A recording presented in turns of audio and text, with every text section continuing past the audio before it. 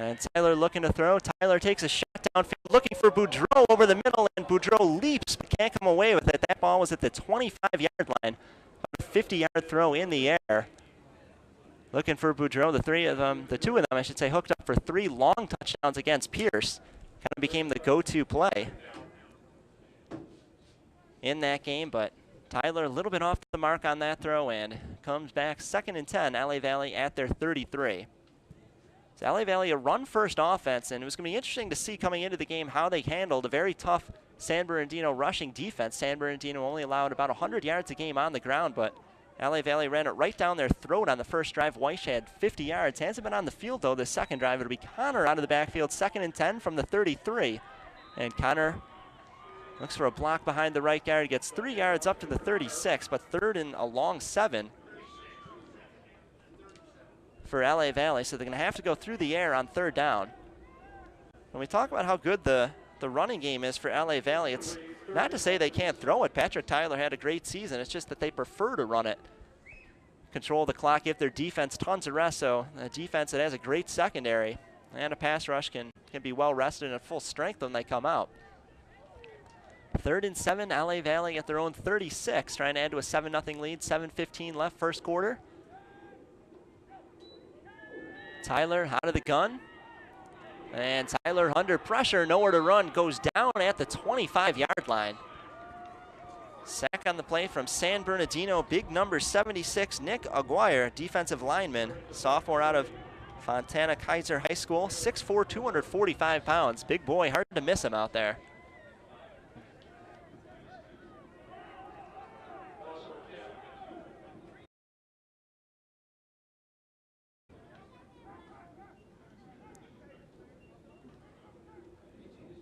So LA Valley gonna have to punt this one away. Boyd sends it high. It's spiraling and gets past the 50. Will bounce around the 43 and roll inside the 40.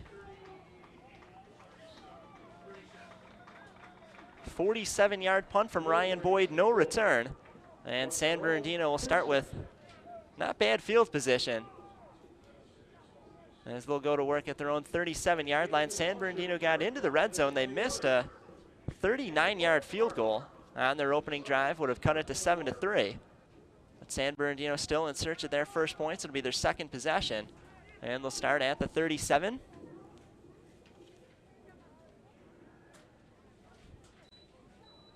As Efferson will give it away on first down. It's Deion Walker. Walker sweeping to the right side, gets to the sidelines past the 50, and Deion Walker diving to the 44-yard line in LA Valley territory. 19 yards for Deion Walker. Nice run for him, 29 yards on 2 carries. Already today in a San Bernardino first down and enemy side of the field. Deion Walker, their most explosive runner, nearly 1,100 yards in the regular season, 16 touchdowns. So once they get inside the red zone, they give it to him quite a bit. He'll stand to the left side of Epperson, working out of the gun, 1st and 10 at the LA Valley 44. And Walker again gets the call. Walker this time stuffed, trying to go up the middle. Nowhere to run for him as he gets to just back to the line of scrimmage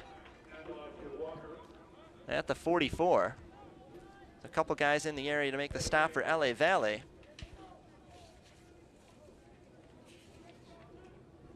Including David Lamoto, defensive lineman, sophomore out of Cathedral High School. 2nd and 10, San Bernardino still at the 44, LA Valley side of the field.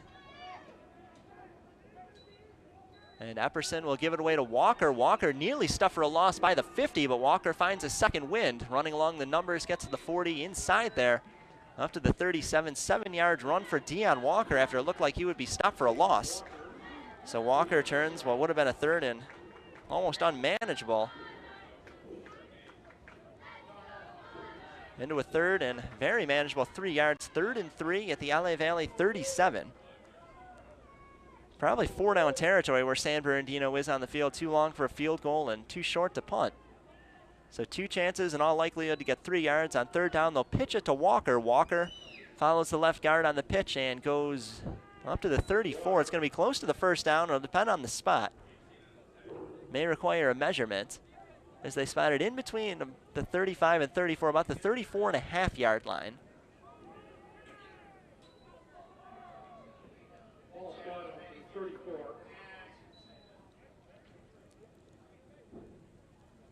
officials still talking it over, deciding whether they're going to bring the chains out. And out come the measuring sticks.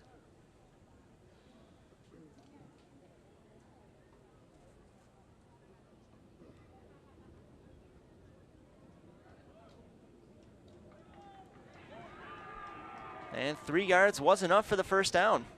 So they needed 3, they got 3. 39 yards, 4 carries for Dion Walker. Start the game, and a first down for San Bernardino. They're at the 34-yard line in LA Valley territory. So LA Valley went up 7-0 on the 8-yard touchdown run from Anthony Weish on their first drive. San Bernardino missed a field goal on their first opportunity offensively. Epperson out of the shotgun, rolling to the right side, throws towards the sidelines, leaping catch made at the 20-yard line.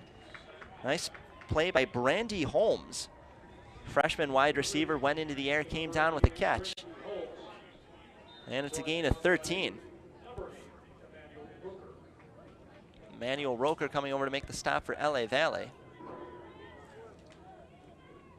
San Bernardino close to the red zone. They got just inside there on their first drive. 1st and 10 at the LA Valley 21. San Bernardino down a touchdown, 7-0. Epperson will give it away to Walker on first down. Walker running right side, 15, and Walker driven down into the ground at the 13-yard line. And saying he came away with the football for LA Valley was Cameron Knight. Although I think the call is going to be down by contact. Knight celebrating as if he did knock that ball out.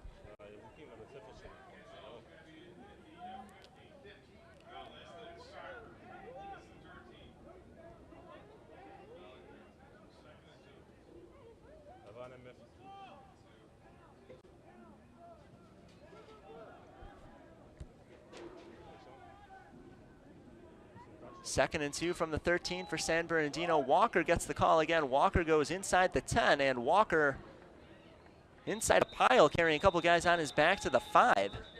So 7 or 8 yards for Walker, depending on the spot. Nice run for him. Runs pretty well for a little guy. This little spotted at the 5. It's an 8-yard run for Walker. And another first down for San Bernardino. So San Bernardino knocking on the door of the end zone. Personal foul, number 8 on the defense. Half the distance to the goal, automatic, first down.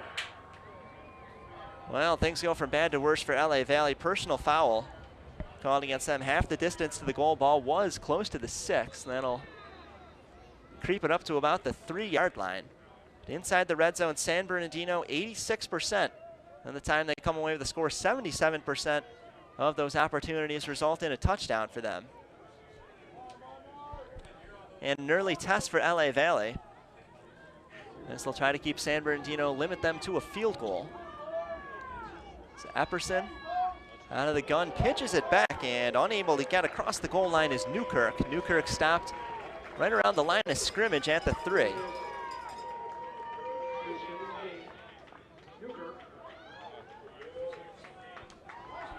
So LA Valley stands tall on first down. They'll have to do it 2, maybe 3 more times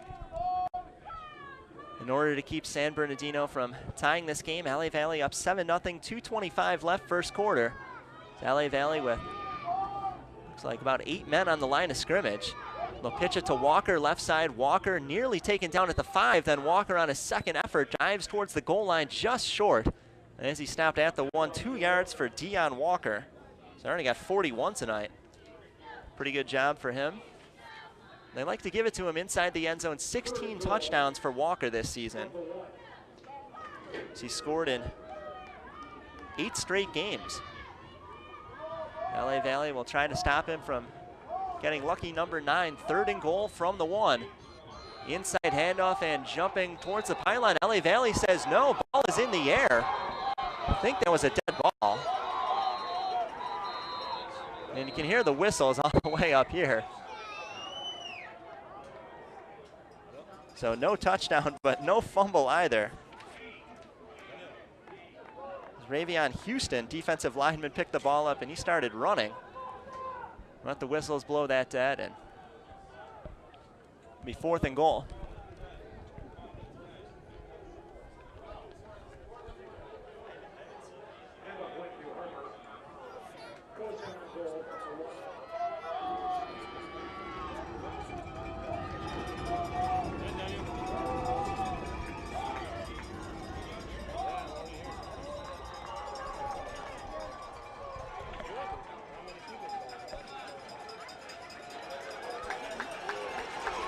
a 4th down stand for LA Valley. You can see the players running off the field celebrating. Offense and defense high-fiving each other. Everybody in a good mood. Cameron Knight coming out, and rest of the defense as well. So a 4th and goal line stand for LA Valley. Thought they forced the fumble on 3rd down. And a San Bernardino offense that is almost unstoppable in the red zone comes up empty for a 2nd time tonight. The 58 seconds remaining in the 1st quarter. And LA Valley gonna have to start very deep inside the 1, about the 6-inch line. But the defense does their job, and now time for the offense to try to just get a little bit of breathing room. Patrick Tyler will work out of the gun. Well, if Anthony Weiss, who had an 8-yard touchdown run on the opening drive, standing to his right. 1 receiver each side of the field, though. Be very surprised if they throw the ball in this situation. Tyler actually will throw. It's tipped at the line of scrimmage and intercepted at the 7-yard line on a tipped ball.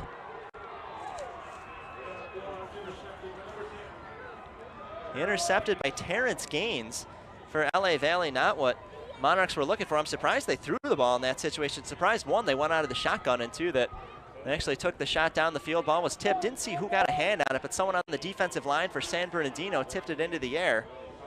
And Terrence Gaines came away with the interception. That'll set up San Bernardino in golden field position. So they'll start 1st and goal at the 8-yard line.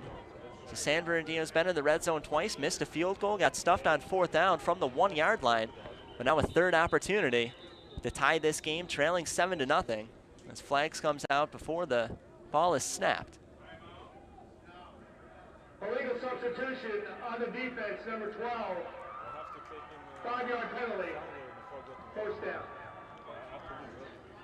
Correction, half the distance. So LA Valley flagged for an illegal substitution defensively. So 1st and goal from the 6 suddenly turns into 1st and goal from the 3 for San Bernardino. So it's Walker to the left side of Epperson, 2 receivers on the left, 1 on the right.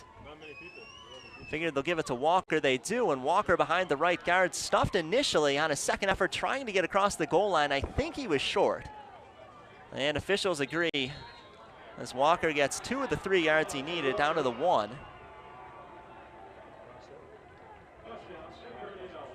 Well, initially they said no. Now they changed the call. They give the touchdown to San Bernardino. So LA Valley, so a couple of the players defensively talking to the refs, asking why they changed that call. It looked like he was stopped short from here, but call changed on the field. It is a touchdown, 3-yard touchdown run for Dion Walker, his 17th of the season and 9th straight game that Walker's found his way into the end zone. As Raya's extra point is up, it is good. And Raya, who missed a field goal on the 1st drive, connects on the extra point, and 7 points off the turnover on the interception made by Terrence Gaines. Sets up San Bernardino 1st and goal inside the 10. A penalty gives them a closer field, and San Bernardino into the end zone. 3-yard touchdown run, Dion Walker, and with 39 seconds left in the 1st quarter, we're tied at 7.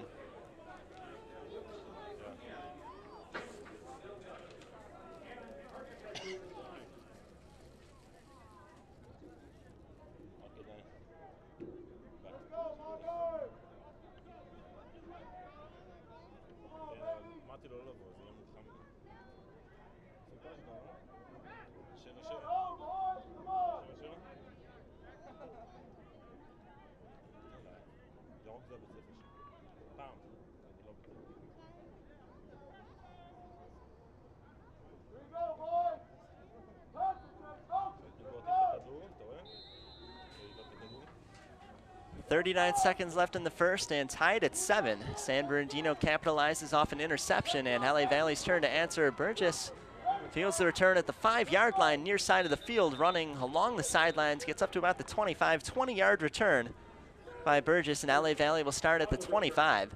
And on the previous possession, it was 1st down inside the 1-yard line, about the 6-inch line. Surprised, 1, to see them come out in a shotgun formation rather than just maybe try a QB sneak. Try to just get a little bit of breathing room along the goal line, but they took a chance. They threw it on a slant. Ball was tipped at the line of scrimmage and ended up being an easy interception for Gaines. Had nobody around him. And San Bernardino finally got into the end zone, third time in the red zone. First time away, they come away with points, and Halle Valley's turn to answer in a tie game at 7, 1st and 10, own 25, handoff to Weish on first down. And Weish straight up the gut, gets to the 29, 4 yards for Anthony Weish. And it'll be 2nd and 6 for LA Valley. So Weish had 50 yards on the opening drive, capped off by an 8-yard touchdown run. He's been the featured back for the Monarchs over the last several weeks, and what's basically been a run-by-committee type offense. But Weish, 164 yards, 3 touchdowns last week, got into the end zone on the opening drive tonight, and is in the backfield again. As Tyler fakes the handoff, now tries to get rid of it on the play action, under pressure, driven in the ground, just has to throw it away. As Nuda, the linebacker for San Bernardino with 13 sacks on the season, drove Tyler into the ground. That's the end of the first quarter. LA Valley will face a 3rd and 6, own 29 when we come back for the second. All tied at 7 on SportsNetUSA.net.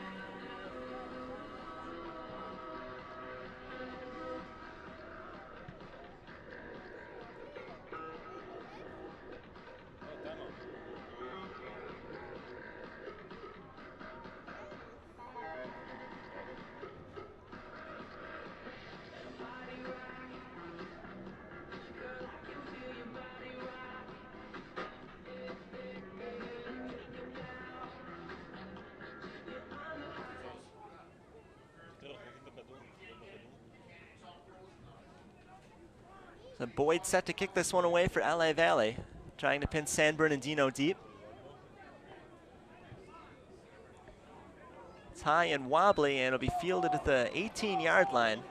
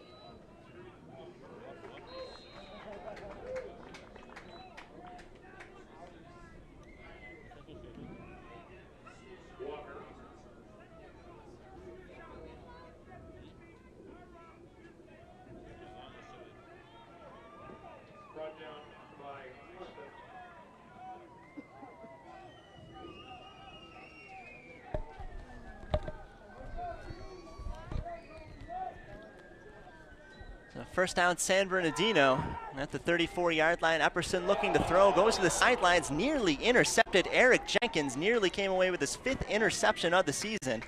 Had his 4th one last week against West LA. Jenkins having a big season, 4 interceptions this year. A sophomore from New Orleans, Louisiana, heading to the University of Cincinnati next season. Had a couple offers in California, but decided he wanted to go back to the East Coast. Maybe field the seasons a little bit more, so he'll be playing at Division I Cincinnati next year, and nearly got his 5th interception of the season. So 2nd and 10 after the incompletion for San Bernardino. 14-7 LA Valley. It's Walker to the left side of Epperson. Epperson gives it away on a draw, and Walker running right side, finds some room, has the first down, crosses midfield, and Walker shaking out of a couple tackles, gets by Sewell in the secondary, and Dion Walker all the way to the end zone. A 68-yard touchdown run for Dion Walker, and San Bernardino an extra point away from tying this game.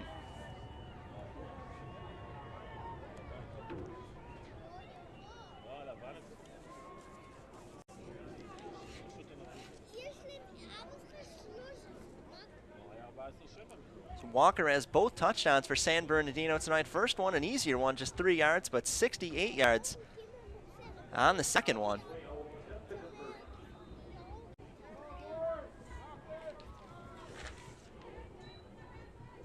Alex Rava's extra point is up, and it is good. So he's 2 for 2 tonight at San Bernardino on a 68-yard touchdown run by Dion Walker. Ties the game up at 14, 7:05 to play in the first half. Here on SportsNetUSA.net.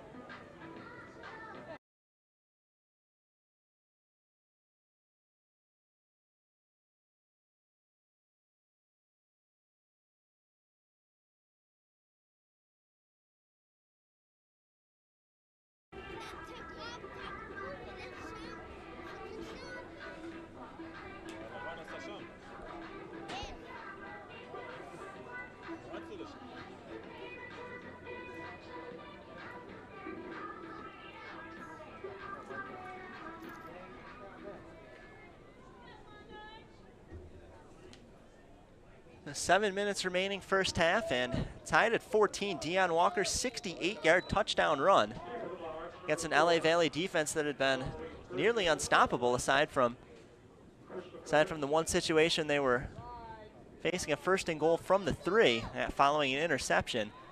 Rava's kick into the end zone goes over the head of Christopher Ricks, as Ricks has no opportunity to return it. And LA Valley going to start at their own 20.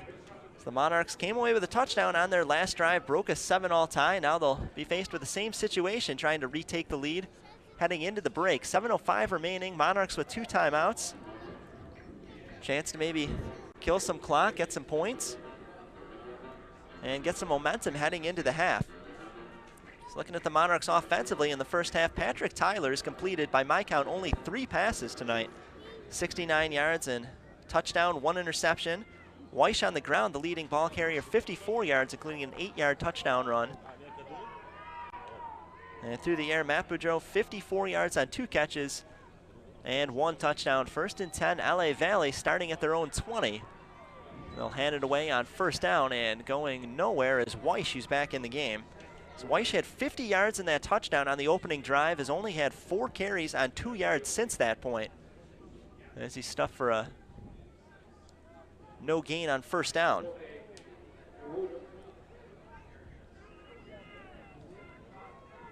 Second and 10, LA Valley deep on their side of the field. Weish in the backfield to the left side of Tyler. 2 receivers right, 1 on the left.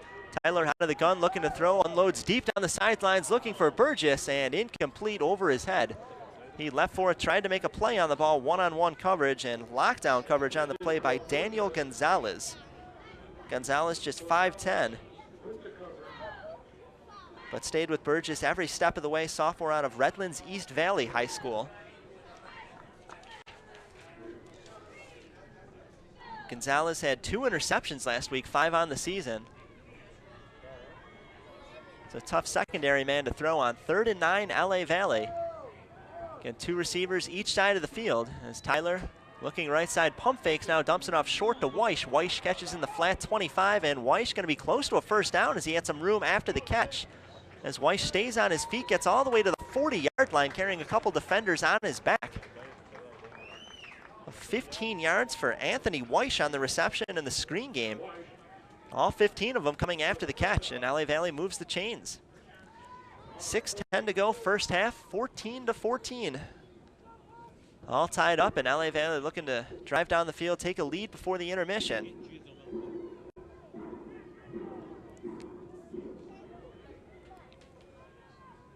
Two receivers on the right, 1 on the left, as well as a tight end. Weish in the backfield. Weish takes it on a draw. Weish up the middle, has some room, and Weish ahead of midfield, dives to the 45. An initial flag came out near where the tackle was made. 2 more came out behind the play. So the first one I thought was maybe holding on LA Valley. Maybe that's the reason Weish had so much room to run in that seam up the middle. 2 came out late. That may have had something to do with the tackle. Face mask, defense number 23.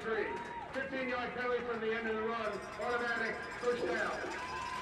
So all 3 officials saw the same thing. Kevin Stevenson came in from the secondary, grabbed the face mask.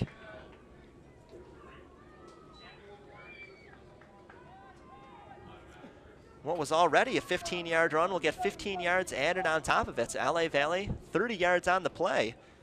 Only had a Earned 15 of them. 1st and 10, LA Valley at the San Bernardino 30-yard line, trying to break a 14-all tie. Tyler out of the gun, under pressure, slips out of a sack, rolling right, looking downfield, trying to find anywhere to get rid of the ball. Floats it deep and just has to get rid of it out of bounds. A smart play by Patrick Tyler, and there you see some of the mobility. People questioned whether he was going to have that after the surgery. And no foul for intentional grounding as the quarterback was outside the tackle box. so you hear the call that no intentional grounding. That ball made it well past the line of scrimmage anyway. And Tyler well outside the box, nearly to the sidelines by the time he released it. So incomplete pass, 2nd and 10. But Tyler, if he didn't have that second surgery, didn't get the mobility back, that's a sack all the way. 5:19 left first half, tied at 14. 2nd and 10, LA Valley at the 30-yard line of San Bernardino. Weish in the backfield, 2 receivers right, 1 on the left. Weish will dump it off to Christopher Ricks in between the hashes on the screen, and San Bernardino swallows him up. Tackle made at the 35. Forward progress, I think, should give him a couple yards ahead of that point. They'll spot it at the 32, but still a 2-yard loss on the play, as they were hoping for Ricks to maybe find some room after the catch, get some yardage there. Similar to the screen pass to Weish a couple plays ago that went for 15. But that never materialized, and LA Valley facing a long 3rd and 12. Maybe 4-down territory here, 49 yards out of the reach of Evan Boyd.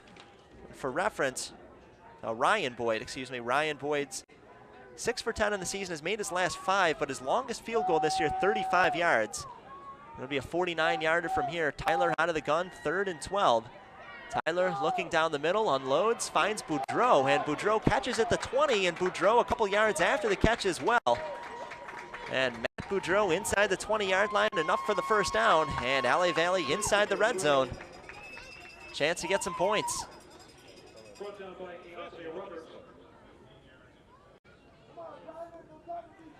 15 yards on the completion to Boudreau, his 3rd catch of the night. As Boudreau had the touchdown reception on the last drive, 35 yards from Tyler. 1st and 10, LA Valley at the 16-yard line of San Bernardino, tied at 14, 4 minutes left in the opening half. Flags come out. False start, offense, number 15. 5-yard penalty for the previous spot, remains first down. And Matt Boudreau never got set after making the catch. So Boudreau whistled for the false start. They'll back LA Valley up 5 yards to the 22. They were at the 17. 1st and 10, LA Valley, 22 with San Bernardino. They'll send Boudreau and Ricks to the far side. Burgess, the only receiver on the near side, to be Jordan Frost out of the backfield this play. Frost takes the carry, Frost up the middle, and Frost churning forward, able to get close to the original line of scrimmage on the drive. They'll give him the 19. So gain of 3, and it'll be 2nd and 12, LA Valley. Frost has only carried it 4 times tonight. Mentioned a few times already that he had over 300 yards in the first 2 games this season, but then the injury slowed him down, and I guess they feel that he's just not strong enough at this point to carry it 30 times a game, but they have such a deep core of running backs, they don't need any one guy to do too much. 2nd and 12 from the 19-yard line. Tyler throws into the end zone, one-on-one, looking for Burgess, and ball swatted away. Good coverage on the play. That was Gonzalez in the secondary there. Gonzalez, we mentioned, had 2 interceptions last week, 5 on the season, so always a gamble when you take a shot into the end zone against someone like him. As LA Valley comes up empty on 2nd down, it'll be 3rd and 12 from the 19-yard line. LA Valley in the red zone. Mentioned in the open, one of the things they needed to do, get better inside the red zone. Only 57% of the time do they come away with points in there. 48% of the time a touchdown. Part of that reason is that they took a lot of chances early in the season with Ryan Boyd struggling, made just one of his first 6 field goals. But kicking better now, and maybe they don't feel that they need to go for all or nothing. Tyler out of the gun, 3rd and 12. Flags come out, and Tyler nowhere to throw the ball, takes off with it. It's about 2 on the scramble running along the right hash. And I think it's going to be holding at LA Valley. It's usually what it is when there's that call in the backfield, either that or an offensive lineman down the field, which that I did not see. Holding, offense number 51. 10-yard penalty for the previous spot. Replay, 3rd down. So holding against LA Valley, and interesting decision here from John Shipp. So he elects to take the penalty rather than force the 4th down.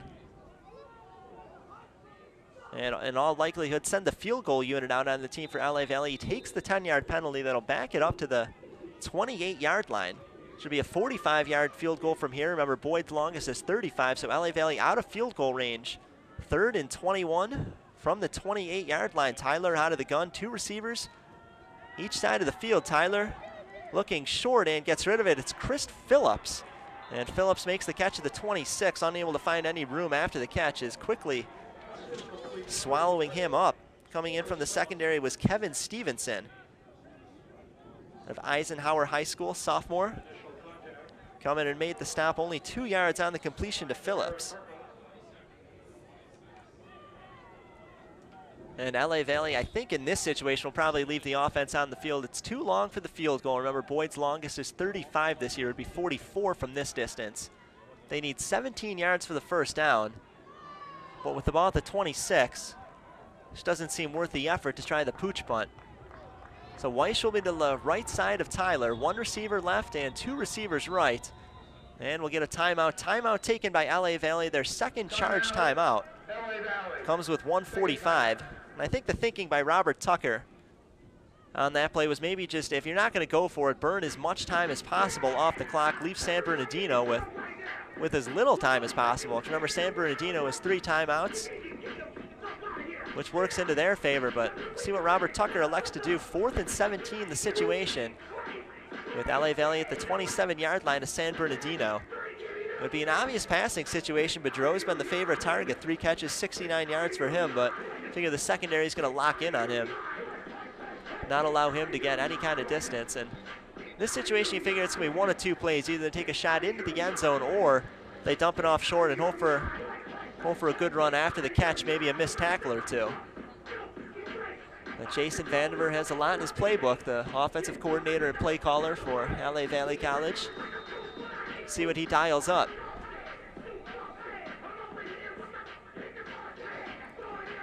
So Patrick Tyler on the game tonight, 101 yards, 1 touchdown, 1 interception.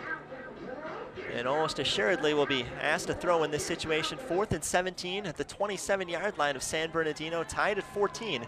Minute 45 left in the first half. 1 receiver left, that's Boudreau, and 3 of them stacked up on the right.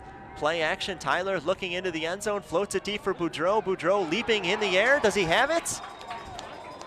Touchdown LA Valley, 27 yards on the throw from Patrick Tyler to Matt Boudreau in the end zone. They went for it all.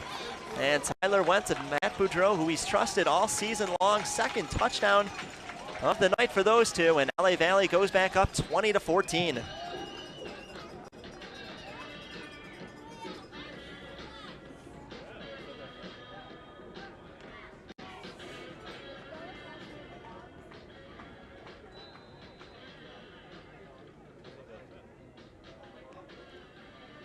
So Ryan Boyd in to kick the extra point.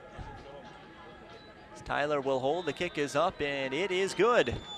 It's a 3 for 3 Ryan Boyd tonight, and 21-14 LA Valley. And you have to admire the kind of the stones that Robert Tucker and Jason Vandiver had to take that shot on 4th down, 4th and 17. A lot of coaches, when they're outside of field goal range and have that kind of distance to go on 4th down, particularly against a pretty tough San Bernardino opponent, 9-1 on the season, would have said, let's just play it the safe way. We'll try to pin them inside the 10 on a short punt. But Robert Tucker said, no, I believe in my team. I'm gonna call upstairs to Jason Vandiver, tell him, call whatever play you like. And Patrick Tyler went to his favorite target, 27 yards on the throw into the end zone. And Matt Boudreau's 2nd touchdown reception of the night, 11th of the season, and LA Valley back up 21-14, minute 36 left in the first half. So thank you for listening to the Golden State Bowl on SportsNetUSA.net. So now the pressure falls on the defense for the Monarchs, try to close out the first half, maintain this lead. San Bernardino will have all 3 of their timeouts to work with once they get the ball back, so Boyd set to kick it away from the 35.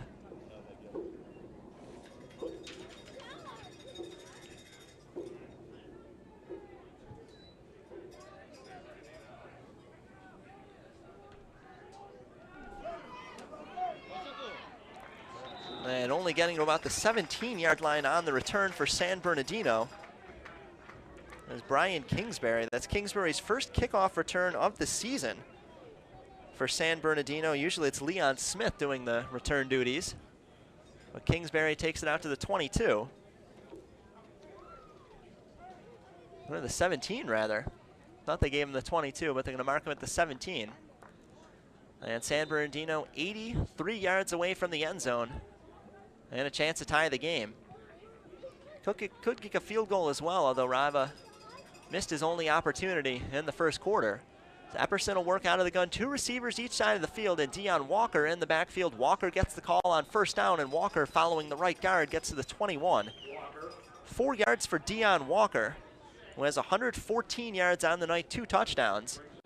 Boudreau and Walker each in the end zone 2 times. Walker's last run, a 68-yarder that he took into the end zone, running along the right sidelines, had a zigzag his way out of a couple would-be tackles. 2nd and 7, San Bernardino at their own 21. Walker, again, the carry on 2nd down. Walker up the middle, and this time gets to the 25. 4 more yards for Walker. So San Bernardino playing it conservatively on this drive. Clock ticking down to 50 seconds now and winding inside of that. 3 timeouts for San Bernardino, and the thinking here probably, let's see if we can get a first down, kill a little clock, and then at that point we have our timeouts.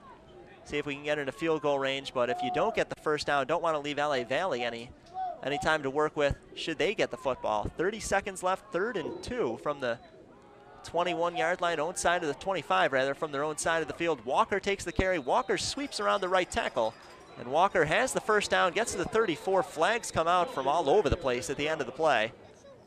3 different officials threw a flag. They all came at the tackle or after it.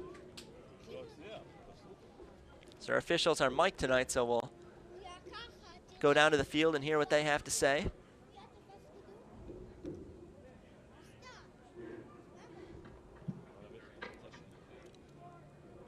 Dead ball, personal foul, number 37 on the defense. 15-yard penalty from the end of the run, automatic first down. And a costly penalty against the Monarchs is Walker already had picked up the first down, and then he had the 15-yard personal foul penalty against Chad Thornton Jr. That moves it just about to midfield to the 49-yard line.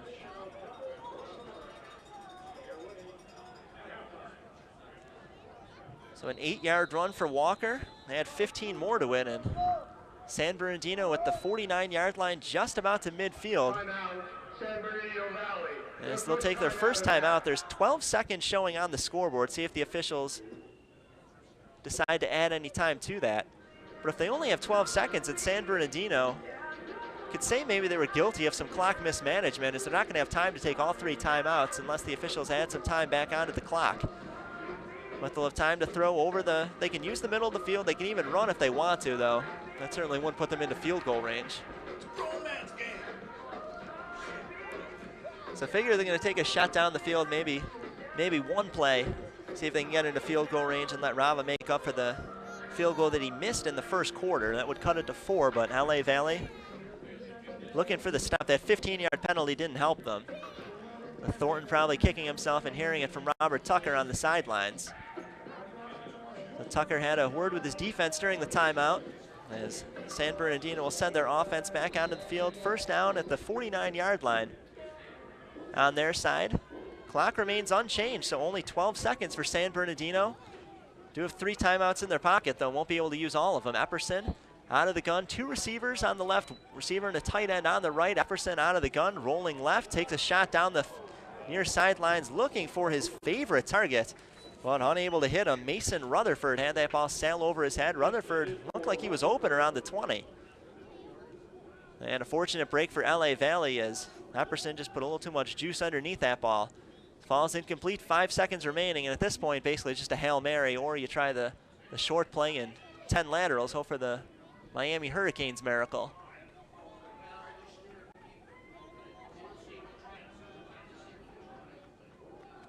Probably the final play of the first half, 21-14 LA Valley, and San Bernardino. One last play from midfield. Handoff up the middle, get about 10 yards, but nothing but stat padding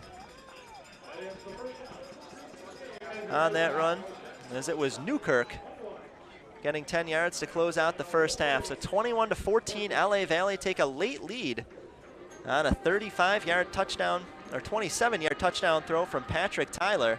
to Matt Boudreau. Second time those two find each other in the end zone tonight. 21-14 at the half. You're listening to and watching the Golden State Bowl on SportsNetUSA.net. Halftime at LA Valley College, the Golden State Bowl, with LA Valley on top 21-14, about 10 minutes away from second half action against visiting San Bernardino College. Quickly recap the scoring in the first half for you. LA Valley on their opening drive went up 7-0. Anthony Weiss 50 yards on that drive, an 8-yard touchdown run to cap it off. And San Bernardino won the toss. They elected to defer, and LA Valley made him pay as Weiss got into the end zone. 7-0 LA Valley, but later in the first quarter, San Bernardino would answer. Patrick Tyler threw on 1st and 10 from inside the 1-yard line. Ball was tipped. Terrence Gaines came away with an interception for San Bernardino, and that set up San Bernardino 1st and goal at the 3-yard line. Deion Walker ran it in, and that tied it up at 7 at the end of the first quarter. In the second, LA Valley retook the lead 14-7 on a 35-yard touchdown throw from Patrick Tyler to Matt Boudreau. It was a play that was initially designed for Chris Phillips as the ball was tipped into the air, and that time the tip worked in LA Valley's favor as Matt Boudreau got his hands on the football, took it the distance, 35 yards into the end zone. 14-7 LA Valley, but San Bernardino answered back. Deion Walker on 3rd down ran it 68 yards from his own 32 and tied up the game, but LA Valley had the last laugh at the end of the first half.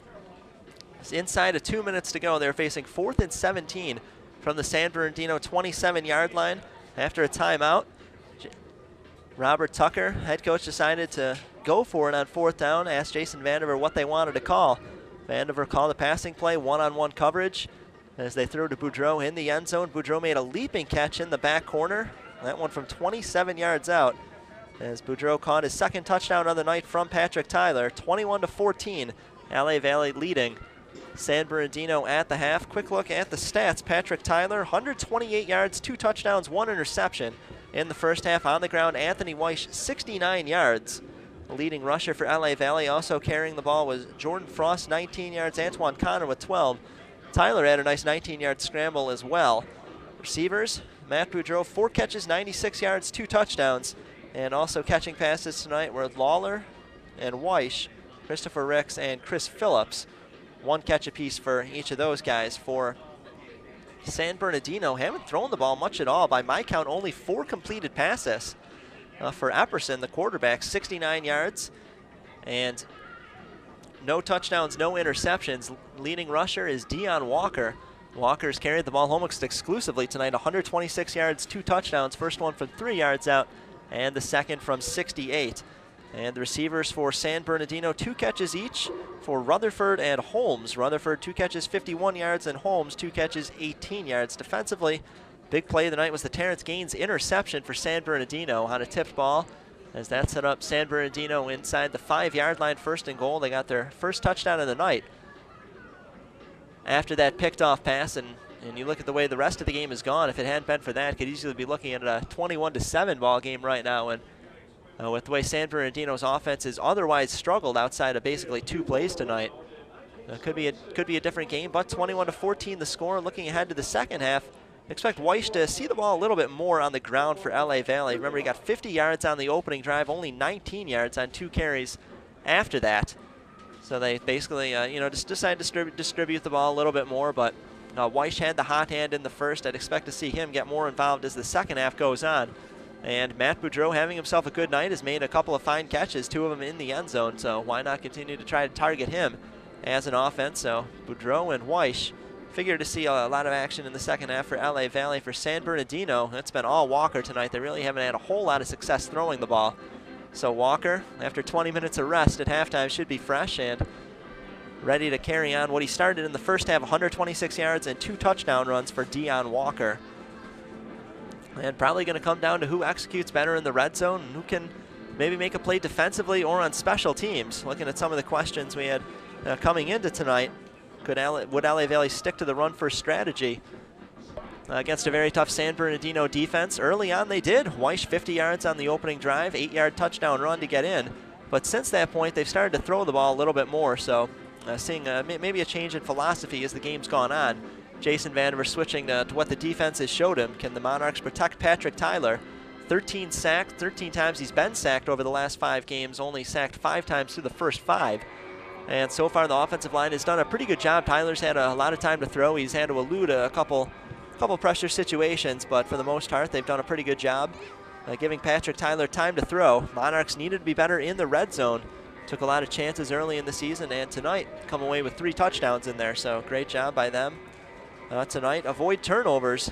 The 1 turnover cost him, but if you look at the 8 interceptions Tyler had thrown coming into tonight, 5 of them coming in the 2 losses, 3 of them coming combined in 8 wins for LA Valley. So when Tyler takes care of the football, good things happens for the Monarchs offensively. And could the defense and special teams come up with big plays for LA Valley?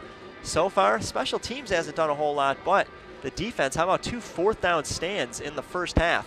1 on the goal line, so the defense has made those big plays. They've responded, and one of the reasons LA Valley is up 21-14 at the half for San Bernardino. Could they contain Anthony Weish? Well, on the first drive they didn't. Since then they have, though, as they've held the LA Valley running game in check. They've forced LA Valley to throw. The problem is that the Monarchs have been so successful when they have thrown the ball, 2 touchdowns rather to Matt Boudreau. So they forced LA Valley to throw, but it hasn't paid off the way they hoped it would. Could San Bernardino force turnovers? Remember the last time LA Valley lost, they committed 5 of them against Santa Monica, and they forced 1 of them and got a touchdown off of it, but Monarchs able to limit it since that point. And could San Bernardino win the red zone battle? No, they haven't. They were the better team in the regular season once they got inside the red zone, but quite the opposite tonight. First 2 possessions, San Bernardino got inside the 20, missed a field goal, and then stuffed on 4th down at the 1-yard line. So a couple missed opportunities there for the San Bernardino Wolverines. LA Valley taking advantage of the opportunities that they've been presented with. And let's look at the first half, 21-14, LA Valley leading San Bernardino. Second half actually coming up in about 3 minutes. Listen to the Golden State Bowl on sportsnetusa.net.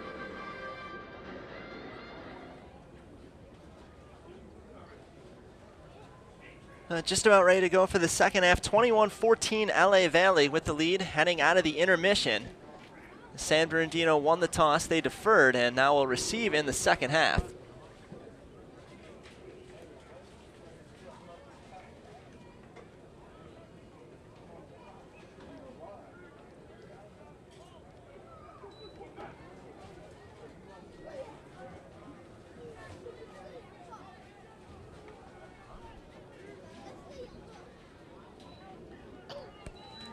Rutherford, the usual kick returner, lining up on the near side of the field for San Bernardino. As Ryan Boyd set to kick it away from the 35, left to right.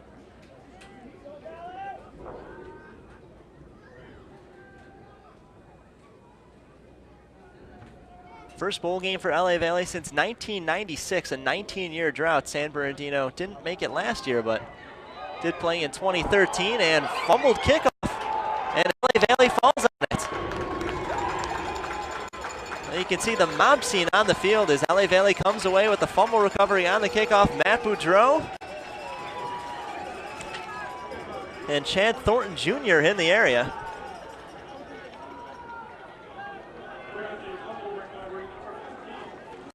So Matt Boudreau having a huge night already, 2 touchdown receptions, now comes away with a turnover on special teams. And there's the turnover. We asked, could the Monarchs defense and special teams make a big play tonight? They made a 4th down stand defensively, now come away with the turnover on special teams. So LA Valley going to get great field position, 1st and 10 at the 20-yard line of San Bernardino, starting in the red zone. Weish in the backfield on 1st down, and Weish swallowed up for a loss on the play. A couple guys in the area defensively, including Meyer, defensive lineman for San Bernardino. It's a 2-yard loss on the play. It'll be stopped at the... We're going to move it back to the 20, so generous spot there. So no gain on the play. Looked like he was stuffed for a loss of a couple. But Anthony Weish back in the game, 69 yards in the first half. 50 of them came on the opening drive. He had an 8-yard touchdown run. Capped that one off. 21-14 LA Valley. Chance to double their lead. 2nd and 10 at the San Bernardino 20. Tyler out of the gun, 1 receiver each side of the field. And we'll give it away to Weish on 2nd down. Weish up the middle, and Weish only gets a couple. Up to about the 19. They'll give them a yard, and it'll be 3rd and 9 for LA Valley. Well, 3rd and long and 4th and long haven't phased the Monarchs tonight. They had a 4th and 17 late in the first half. Game was tied at 14 at the time. They took a shot into the end zone rather than pooch punt or try a field goal. And Tyler found Matt Boudreau, which proved to be the go-ahead touchdown. 3rd and 8 at the 19-yard line. Tyler looking over the middle, takes a shot to the right side of the field and caught by Burgess.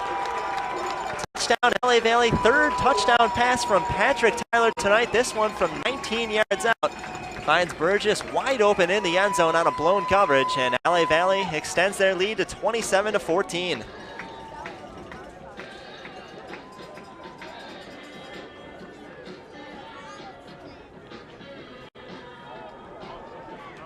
Well, turnovers will kill you. San Bernardino fumbled the second half kickoff. Matt Boudreau recovered, set up LA Valley at the 20-yard line of San Bernardino, and easy short field. On 3rd down, Tyler found Burgess in the end zone. Ryan Boyd's extra point is up. It is good.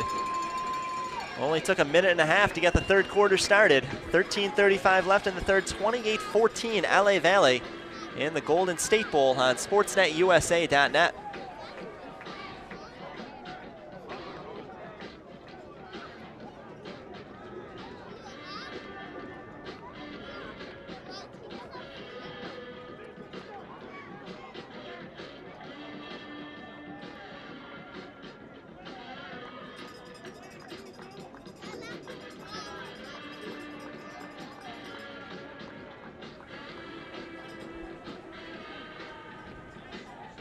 So after scoring on their first drive, the Monarchs hit a wall offensively.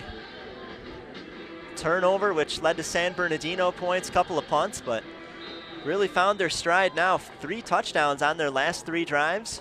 Patrick Tyler, 3 touchdown passes tonight, 147 yards to go along with that, as Ryan Boyd will kick it off for the 2nd time in the first minute and a half of the 3rd quarter.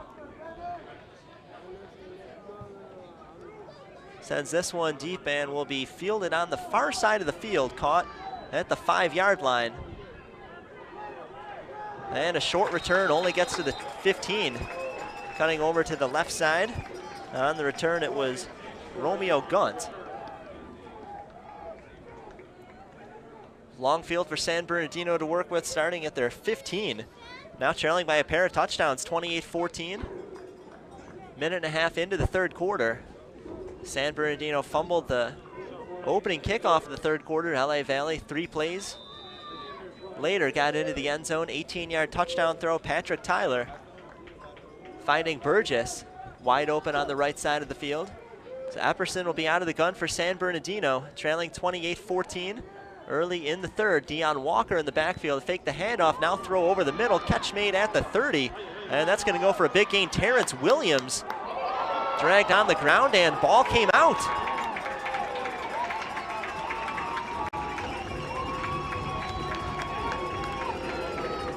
Second turnover of the 3rd quarter, possibly. Well, I think now they're going to say down by contact. So Samuel Dominguez, down by contact. Dominguez, 39-yard reception for him, his first of the night.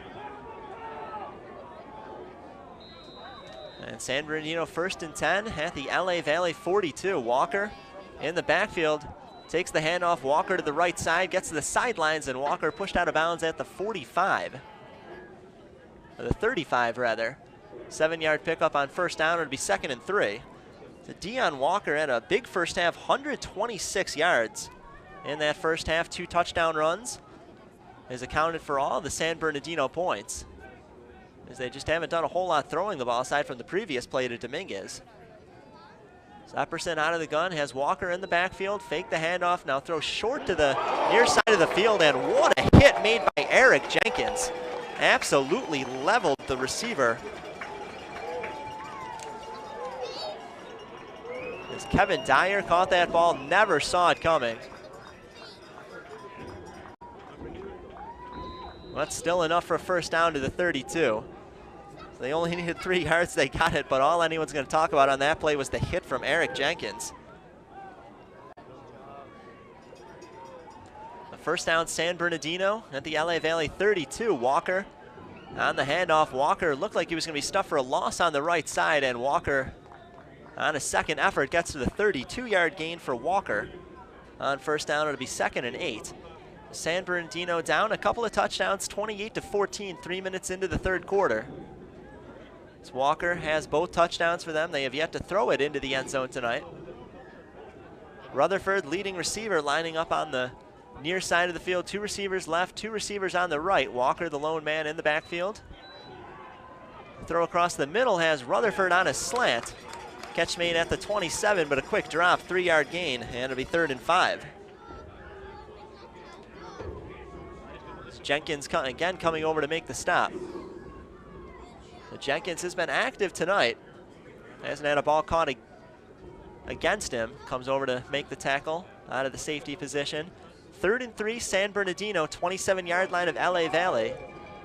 Walker in the backfield, 2 receivers each side. Walker takes the handoff, and Walker, I think, is going to be short. He ran behind the right guard, then tried to bounce outside of the tackle. Only gets a yard to the 24. Looks like he's going to be about a yard and a half short. So 4th down for San Bernardino, and I think an easy decision. I think they have to leave the offense on the field. They're down 2 touchdowns. LA Valley has been scoring at will. Touchdowns on their last 3 drives. Opportunity for San Bernardino to cut in 4th and 2 at the LA Valley 27. Play action, throwing to the far sideline, and nobody in the area. I think that was a blown play, and actually the receiver, the intended receiver, Kevin Dyer, slipped on the play. That's why couldn't see him. He was on the ground, covered up by a couple of defenders. So San Bernardino goes for it on 4th down. They come up empty, and LA Valley takes over following the turnover on downs. So back comes the Monarch offense. They've scored touchdowns on their last 3 drives. Patrick Tyler, 3 touchdown throws tonight, 147 yards, 2 to Matt Boudreau, and the last one to Burgess. Tyler will start out of the gun on first down. Connor will be the running back this possession. Just 4 carries, 12 yards for Connor. They'll try to get him going. 2 receivers right and 1 on the left. They fake the handoff to Connor. Tyler rolling right, looking for somebody downfield. Nothing there, and Tyler just has to tuck and run with the right arm. And he'll head out of bounds. Looked around the 24-yard line, around the original line of scrimmage. So we'll call it a no gain for Tyler, and it'll be 2nd and 10 for LA Valley. Monarchs, on their first touchdown of the second half, had great field position. Started at the 20-yard line of San Bernardino. Matt Boudreau recovered a fumble on the opening kickoff to start the third quarter. 28-14 LA Valley, 10 minutes to go in the third, 2nd and 10. Monarchs at their own 24. Connor again in the backfield, and Connor takes the handoff. Connor plowing forward, but bottled up quickly at the 25, gain of just 1. Coming over to make the stop for San Bernardino was Nuda. Probably their best defensive player overall, 240-pound linebacker out of Laverne Damien. Team leading 13 sacks, one of the best defenders in all of California community college football. 3rd and 9 for the Monarchs at their own 25-yard line. 2 receivers right, 1 to the left. Tyler out of the gun, looking to throw, takes a shot to the far side, and catch made by Crumpton. Crumpton, I think, caught it around the 35 before he was pushed backwards. Should be enough for the first down. Although, as always, it's going to depend on the spot. Though from my eyes, he certainly should have had enough.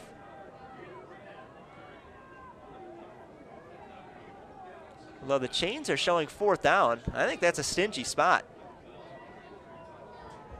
So they're going to put it back at the 32.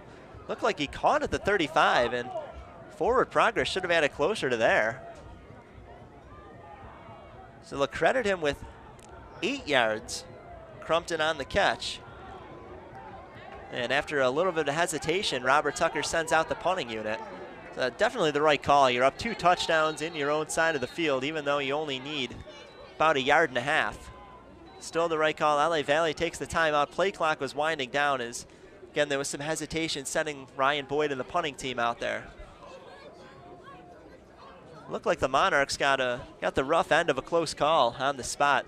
Thought it was at the 35, should have been enough for the first down. But officials felt otherwise, and LA Valley finally stalled. Robert Tucker having a word or two with the officials, I'm sure arguing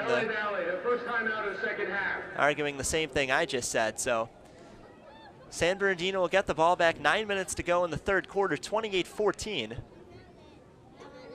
LA Valley on top, watching the Golden State Bowl on sportsnetusa.net.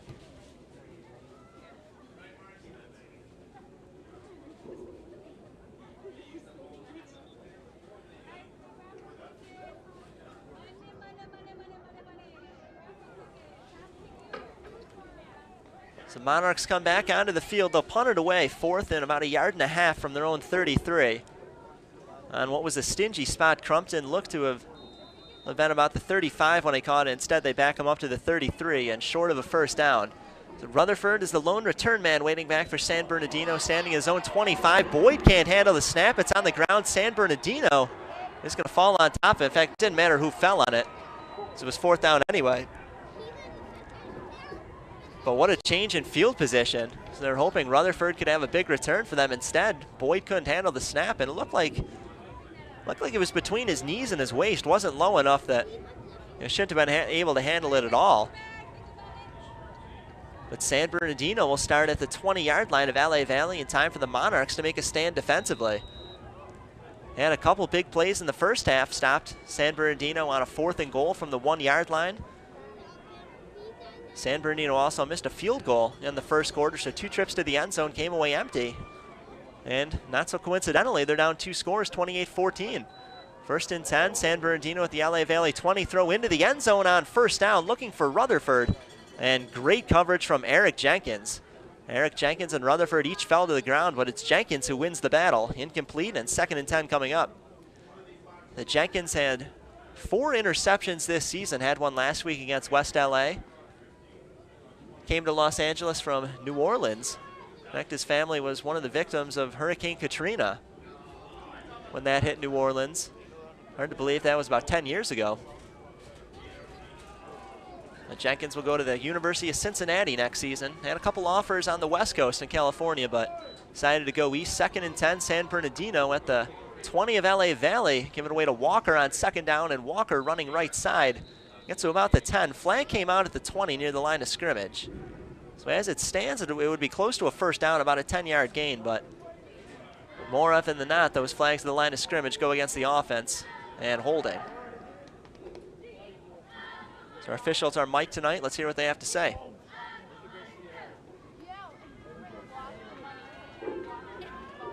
Personal foul, hands to the face, defense, number 68. Half the distance to the goal, automatic first down.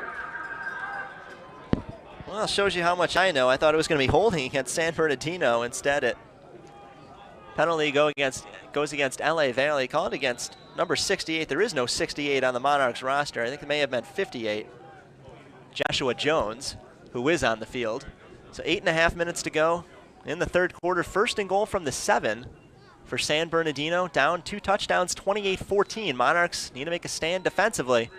Trying to keep momentum on their side. It's Deion Walker running right side. Walker heads to the sidelines inside the 5.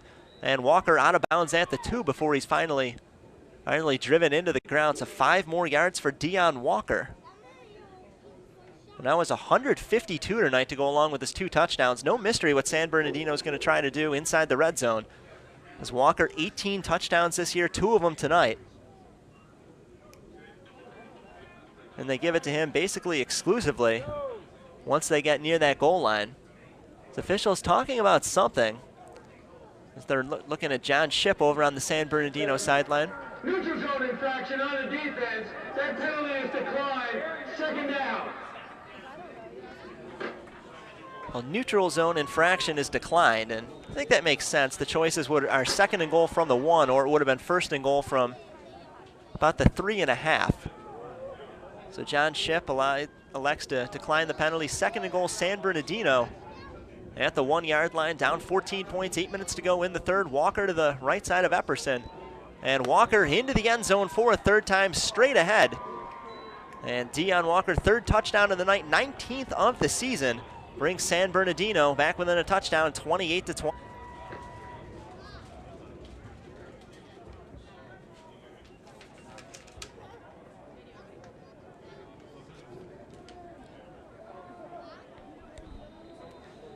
That touchdown set up by the mishandled snap. Ryan Boyd punter for LA Valley, couldn't handle the snap, and San Bernardino started at their 20-yard line of LA Valley, that is.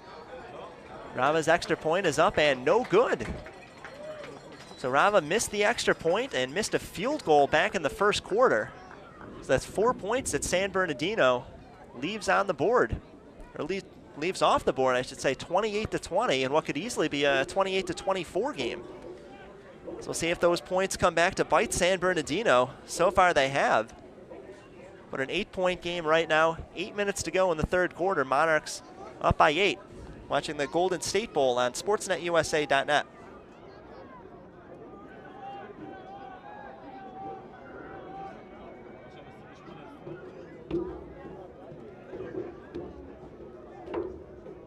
Still didn't get his bread.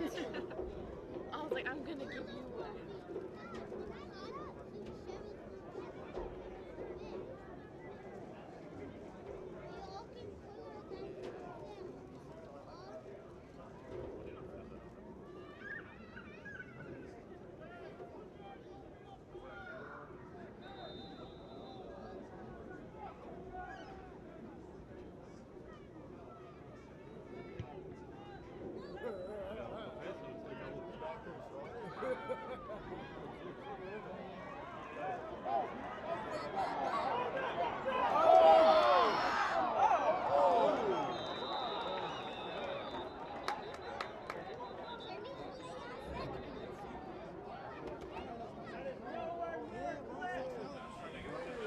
It's a nice return for Burgess, On the return team.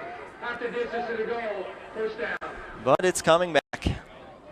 Now Burgess had a nice return out to about the 40-yard line, but holding during the turn, going to move it half the distance to the goal. Flag came out around the 15, so figure the ball will end up somewhere around the 7-yard line. So LA Valley going to have to start deep. 7:48 left third quarter, 28-20.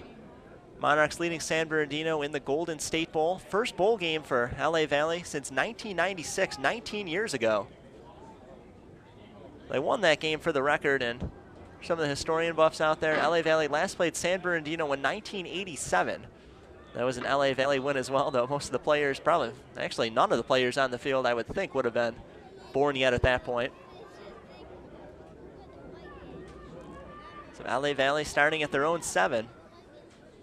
Their lead has been trimmed to 8.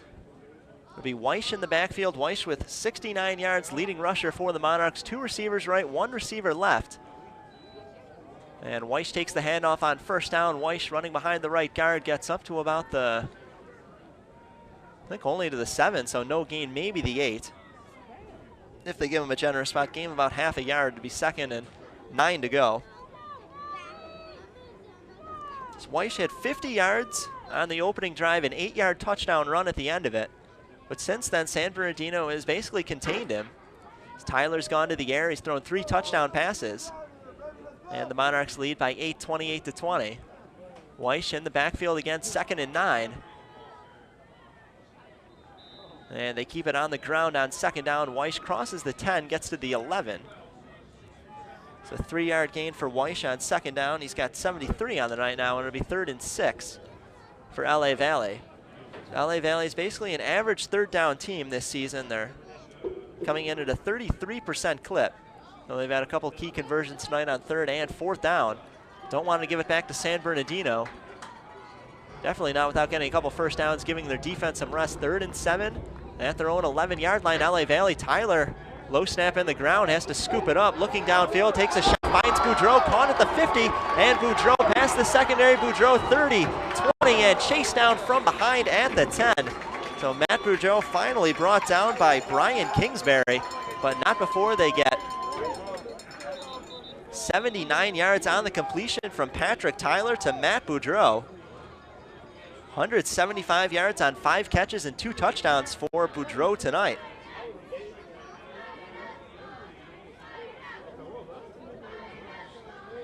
So Tyler now with 226 yards, and Boudreau slow to get up. He's limping a little bit as he comes off the field. But gets a high five from his teammate Crumpton. Akil Crumpton. So Crumpton in, Boudreau to the sidelines, but what a catch by Boudreau, 79 yards on a steep slant route, wide open. And the Monarchs back inside the red zone. First and goal at the 9-yard line. 79-yard completion from Patrick Tyler to Matt Boudreau. An LA Valley chance to get the touchdown back they gave up on the last possession. 28-20 as the Monarchs lead. 6:15 to go in the third. First and goal, LA Valley at the 9. Weish in the backfield, 2 receivers left, a receiver and a tight end. On the right, shotgun snap to Tyler. Weish takes the handoff. Weish running right side, and Weish dives inside the 5. As he's brought down from behind on the sidelines. Tackle made by Tamrick Harper for San Bernardino. So 4 more yards for Weish, who's inching closer to 100 on the night. He's got 77. Weish has gone over 104 times this season. With his touchdown in the first quarter, made it 8 straight games he's gotten into the end zone. Second and goal from the 3, LA Valley. Weish again in the backfield. 1 receiver left and 2 of them on the right side this time. See if they keep it on the ground or have Tyler throw into the end zone. High snap, but Tyler handles it, gets it away to Weish, and Weish powers his way into the end zone behind the left guard. Touchdown, LA Valley. Second touchdown run of the night from Anthony Weish, this one from 3 yards out. And LA Valley goes up by 2 scores, 34-20.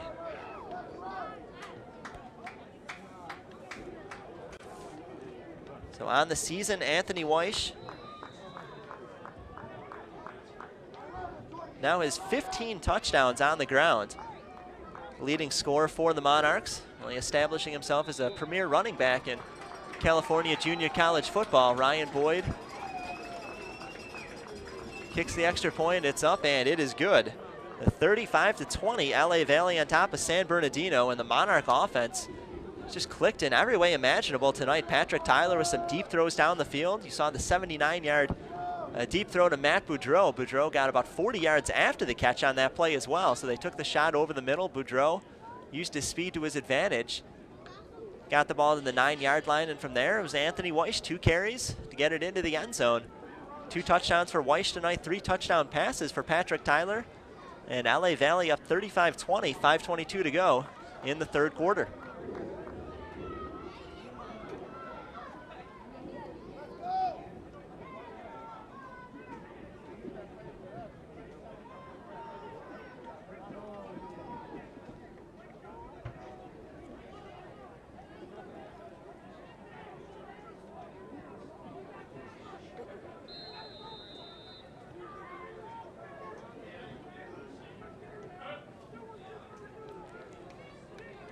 The special teams units on the field. The special teams have played a factor tonight. San Bernardino fumbled the opening kickoff in the third quarter, set up an LA Valley touchdown. It'll be Rutherford on the near side looking to return it. When the kick goes to the far side, bounces at the 10, scooped up at the 5, and slipping into the ground is Dion Walker. So Walker lost his footing, only gets about 6 yards on the return. As they'll spot it, looks like around the 12-yard line. Dion Walker has a lot of speed, but just couldn't keep 2 feet on the ground. San Bernardino will start deep at their own 12-yard line. When San Bernardino has had success tonight, it's been with Dion Walker. 154 yards on the ground, 3 touchdown runs, longest was 68, and 2 coming from shorter distance and goal situations. San Bernardino starting to feel some pressure as defensively they've really struggled against the Monarchs offense. And this offense for San Bernardino feeling they need to keep pace in order to keep their team in the game. 5:18 to go, third quarter, 35-20. LA Valley leading San Bernardino. 3 receivers on the left side for San Bernardino, 1 on the right, and out of the gun, Epperson takes the snap and throws to the right side. And catch made by Brady Holmes. Brady Holmes with enough for the first down as he gets it 11 yards up to the 23. 3 catches, 29 yards for Holmes this evening. Only 80 yards through the air for Epperson on my unofficial stat sheet. Walker will be in the backfield, 1st and 10. San Bernardino with their own 23. 5 minutes to go in the third, and LA Valley up 35-20. Epperson out of the gun, takes a shot deep down the near sideline, leaping in the air is Rutherford, and Eric Jenkins once again with perfect coverage. So Rutherford's basically been held in check today. He had the 43-yard catch on the opening drive for San Bernardino, but since then, just 2 catches for 11 yards, and Eric Jenkins, one of the best cornerbacks in junior college football in California, makes another fine play, staying with the best receiver on the field, step for step. Jenkins, as we told you, going to play Division I ball next season. At University of Cincinnati, turned down a couple offers in California. So he'll head back to the East Coast. Came from New Orleans, now we'll head up north next season. 2nd and 10, San Bernardino, own 23. Epperson out of the gun, feeling the heat, and takes off, slides feet first at the 32. Before he's finally chased down by a couple of Monarchs, looked like among others, Jonathan Charles coming in to make the stop for LA Valley. So Lamarcus at the 31. It's a gain of 7 on the scramble by Epperson. Epperson has some running ability, though. He's basically stayed in the pocket tonight when he hasn't given it to Walker. Walker is in the backfield. He's to the right side of Epperson. 3 receivers on the left, 1 on the right. Handoff goes to Walker. Walker heading horizontally towards the near sidelines, and Walker chased out of bounds, has the first down at the 38 before Jenkins can track him down.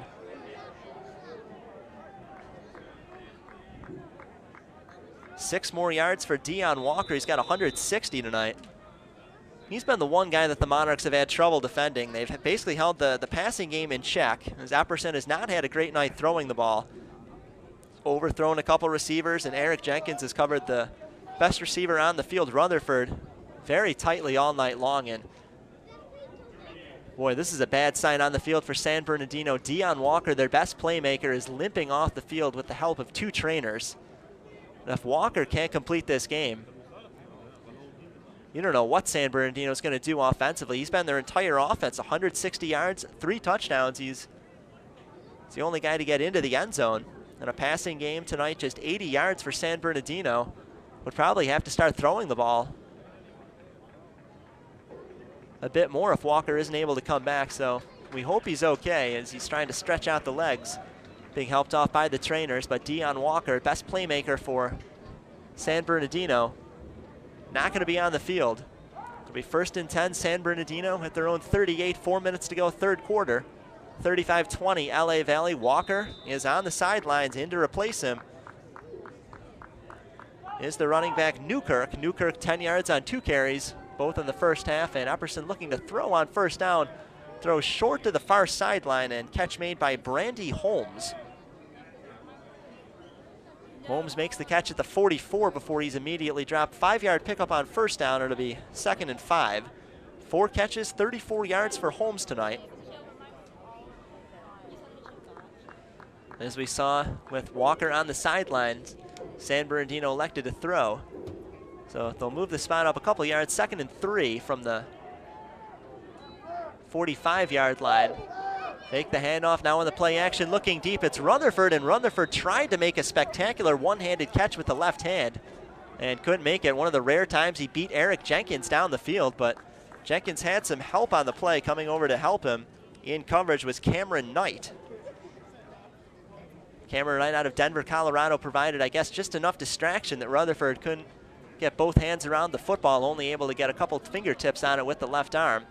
So falls incomplete. It'll be 3rd and 3 from the 44-yard line. San Bernardino own side of the field, 3:20 to go in the 3rd, 35-20 LA Valley. Epperson out of the gun, looking short on the far sideline. Catch made at the 50 by Holmes, and that's enough for the first down. 11 yards on the completion from Epperson to Holmes. 5 catches, 45 yards for Holmes this evening. And a San Bernardino first down. Clock continuing to tick, though, not a factor yet. But San Bernardino probably feels they need to come away with a touchdown. Trailing by 15 with 3 minutes left in the 3rd. First down at midfield. Play action. Epperson looking far sideline, throwing into one-on-one coverage, and overshoots Holmes. Took a shot down the field and incomplete. Good coverage on the play by David Swen, freshman defensive back out of West Catholic High School in Philadelphia. One of a number of guys on the defense coming from out of state. We have guys from New Orleans, Memphis, Philadelphia. Some of the facilities around campus, basically a complete reconstruction of the athletic facilities. One of the big recruiting tools is guys look to come out of state and LA. Certainly can't complain about the weather here, but great facilities to go along with it. 2nd and 10 at the 50. Epperson high snap, but handles it and gives it away to Newkirk. Newkirk has the first down running along the right hash, and Newkirk gets to the 36. 14 yards for Newkirk on the carry as he spun his way out of a couple would-be tackles. And that moves the chains. That's an important carry for San Bernardino. Not only did they get the first down, but they show that somebody other than Deion Walker can move the chains. Walker on the sidelines, 160 yards and 3 touchdowns. Sitting on the bench, appeared to sustain a lower leg injury earlier in this drive. 1st and 10, San Bernardino, 37 of LA Valley. Down 2 scores, and Epperson on a designed keeper play rolls to his right and gets outside the hashes, rolling towards the numbers, gets to the 30. 7-yard pickup for Epperson on the scramble. That'll be 2nd and 3 for San Bernardino. 35-20 LA Valley. As we go inside of 2 minutes in the 3rd quarter. As Monarchs have made a couple big stands defensively, have weathered the storm on a couple long San Bernardino drives, kept them from coming away with points, and trying to do the same thing defensively. Epperson out of the gun, 2nd and 3. Takes a shot into the end zone. Rutherford makes the catch, gets 2 feet down. And that's a touchdown catch from about 35 yards out. Epperson finds Rutherford in the end zone, and that time it wasn't Jenkins in coverage. So you wonder why they took Eric Jenkins off coverage. He had covered Rutherford so well throughout the night. That time was Cameron Knight guarding Rutherford, and he got beat. The first touchdown pass from Epperson tonight. First time anybody other than Deion Walker, rather, has gotten into the end zone for San Bernardino, but that one cuts it to a 9-point game, 35-26, and Rava, who missed his last extra point, this time is true through the uprights. Makes it an 8-point game, 35-27, and still a 1-possession game. Minute and a half to go in the 3rd quarter. LA Valley now up just 8, 35-27. You're watching the Golden State Bowl on SportsNetUSA.net.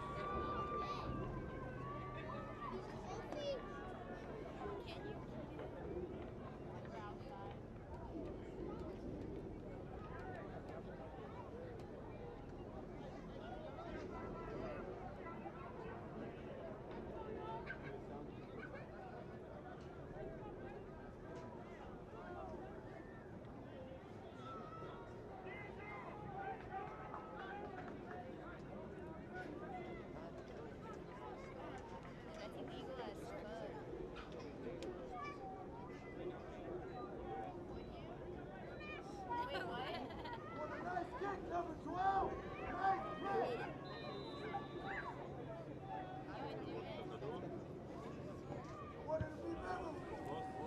35-27, LA Valley up just 1 score. Now as Christopher Ricks will return the kick from deep in his own end zone, running between the hashes, 15, and Ricks down at the 20. So effectively a touchback as he's brought down by big number 34 for San Bernardino. That's Tawan Green, freshman linebacker, also playing special teams for San Bernardino. But LA Valley's offense has been red hot. They've scored touchdowns on 4 of the last 5 drives.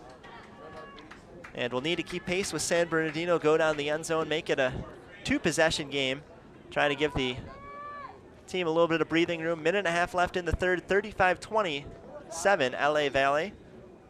Starting at their own 20, Tyler will be out of the gun. Jordan Frost, the running back, to his right. 2 receivers each side of the field, 4 men on the line of scrimmage. Defensively for San Bernardino, Tyler under pressure, gets rid of it short on a screen to Frost. Frost catches at the 15 and would have been better off just dropping that ball, as Frost is leveled at the 15, a 5-yard loss. About 4 guys in the area defensively for San Bernardino, including Nick Aguirre. Sophomore defensive lineman, big 6'2", 245-pound frame out of Fontana Kaiser High School. So they'll move it up a yard to the 16, so it'll actually be 2nd and 14 on a 4-yard loss. Tyler will stay out of the gun. Frost in the backfield. 2 receivers left, a receiver and a tight end on the right. Frost keeps it on the ground on 2nd down, and Frost running along the right hash, following the guard, gets across the 20 up to about the 24. So Frost gets back the loss. from first down and then gets a couple yards on top of that. 7-yard gain to the 24. And it'll be 3rd and 6 to go. Frost, as we mentioned a few times, over 300 yards in the first 2 games this season. Looked to be the best of the bunch in the running back crew for LA Valley, then sustained a couple of injuries, and it's been a second option since that point. Weish has been the primary ball carrier tonight, 80 carries and 2 touchdowns for him, but he's on the bench. Frost stays in the backfield, 3rd and 6, LA Valley from their own 24. They keep it on the ground, and Frost running right side, gets around the tackle, but doesn't get anywhere further as he's dropped at the 25. San Bernardino read the play perfectly. Figured LA Valley maybe trying to catch him off guard by keeping it on the ground, but the defensive lineman Meyer was there to make the stop. Big number 97 for San Bernardino, and they're going to get the ball back, chance to maybe go the distance and tie the game with a touchdown and a 2-point conversion. There's a Monarch still on the ground. I think that's Frost, who never emerged after the tackle. So we've seen San Bernardino lose their top running back tonight, Dion Walker, who had 160 yards and 3 touchdowns, and LA Valley may be down a running back as well, as it looked like Jordan Frost never came off the ground after being stopped at the 25-yard line. So the tackler, Meyer, defensive lineman, is 6'2", 270 pounds. That's a lot of weight if he fell maybe on the leg of Jordan Frost. A lot of weight to bear, so players will take a moment to catch their breath, obviously hope that their teammate is okay. We'll step away, injury timeout at LA Valley. And LA Valley gonna have to punt this one away to start the 4th quarter. 35-27 Monarchs over San Bernardino. Watching the Golden State Bowl on sportsnetusa.net.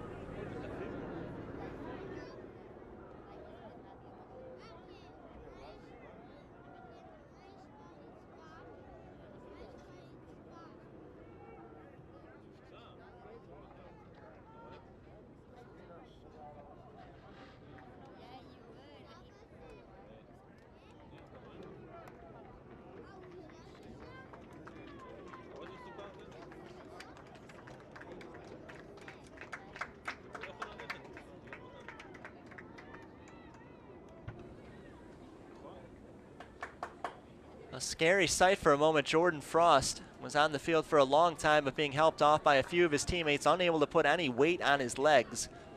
So figure his night is probably done as he's being carried over to the medical staff on the sidelines. But 4th down, and LA Valley will have to punt this one away. Team switching sides to start the 4th quarter. LA Valley going to punt this one from right to left.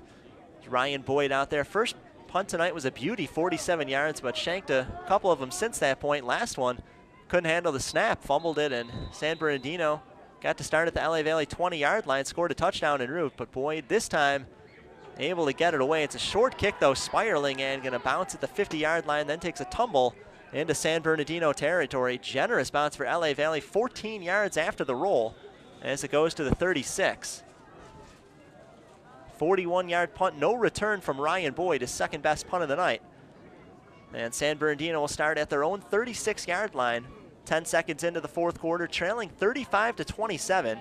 These Monarchs have made some big defensive stands tonight. Stopped a 4th and goal, stopped a 3rd and long, and then San Bernardino missed a field goal early in the first. So first 2 possessions, San Bernardino got into the red zone tonight, didn't come away with points, and that's one of the differences right now. LA Valley clinging to an 8-point lead, 35-27. As we get the 4th quarter underway, San Bernardino 1st and 10, own 36-yard line. Walker was hurt on the last possession, and it'll be Dyer on the end around, taking it to the left side. Dyer looking to get around the tackle, and Gill doesn't go anywhere. Stuffed to the line of scrimmage, maybe a 1-yard loss. It'll depend on the spot. Couple Monarchs in the area coming to make the stop, including Jonathan Charles, wearing number 18 on your screen. They're going to stop it at 36, called a no gain. And it'll be 2nd down and 10, San Bernardino. So on the bench with Walker are his 160 rushing yards and 3 touchdowns. Huge loss for San Bernardino Wolverines as they look to drive the length of the field and tie this game. Epperson out of the gun on 2nd down, will dump it off short on a screen. Trick play, backward pass. They're going to throw it downfield and intercepted. Intercepted Eric Jenkins, his 5th interception of the season, 2nd week in a row. He's come away with a pick, 3 of them in the last 4, and the safety from New Orleans getting some chest bumps and high fives from his teammates as he heads off the field. San Bernardino tried the backward press. It was Brandon Pacheco. Normally a defensive lineman caught it, took a deep shot down the field. Eric Jenkins wasn't fooled at all as he read that ball perfectly. Jenkins with the interception at the 27-yard line on his side of the field, 5th of the season. And Jenkins going to University of Cincinnati next year, showing why he was recruited to play Division I football. LA Valley with an 8-point lead, 35-27, minute into the 4th. 1st and 10 at their own 28-yard line following the Eric Jenkins interception. And it's LaDantes Bryant into the game to play running back, takes the carry on 1st down, runs out of bounds. He may have lost a yard on that play. So Bryant into the game for the first time. Surprised we're not seeing more of Anthony Weish. Weish had 50 yards on the opening drive of the game, an 8-yard touchdown run to cap it off. Since that point, though, just 30 yards between the 2nd and 3rd quarters. He is the leading rusher with 80 yards. He's on the bench, though, as Bryant will stay in the backfield. Tyler out of the gun. And one receiver on the left side, 2 fullbacks on the left side as well. Unusual formation for the Monarchs as they give it away. And again, LaDantes Bryant stuffed for a loss. Bryant stopped at the 22. He lost a yard on each of his first 2 carries. Not sure what Jason Vandiver's trying to dial up here. Well, we know Frost is hurt, presumably with a leg injury, as he was unable to walk off the field following the last drive. But Weish and Connor should be available, and Bryant hadn't seen any action tonight, but he's trying to just give a different look to San Bernardino. Hasn't worked the first 2 plays. 3rd and 15 following the losses. 3rd and 15, LA Valley back at their own 23-yard line with an 8-point lead. Bryant in the backfield, 2 receivers each side of the field. They'll keep it on the ground on 3rd down, and Bryant again stuffed, so the draw play doesn't get anything. San Bernardino comes away to make a stop. Again, it's Meyer making the tackle. Meyer been a big part of the defensive line tonight. 270-pound defensive end. So LA Valley goes 3 and out. The clock at 12:15 to go in the game. 35-27 LA Valley as Boyd set to punt this one away. His last one went for 41 yards. The left-footed kick is high, it's spiraling, it's gonna go into San Bernardino territory. Rutherford backpedaling, drops it at the 30-yard line. LA Valley picks it up, and LA Valley falls on it inside the 15. And coming up with the football was James Walton with the turnover. The one thing I saw on that play was Walton batted that ball forward at the 30-yard line. I think that's gonna be an illegal bat at that point. And the flag is out at the 30. Officials saw that as well. As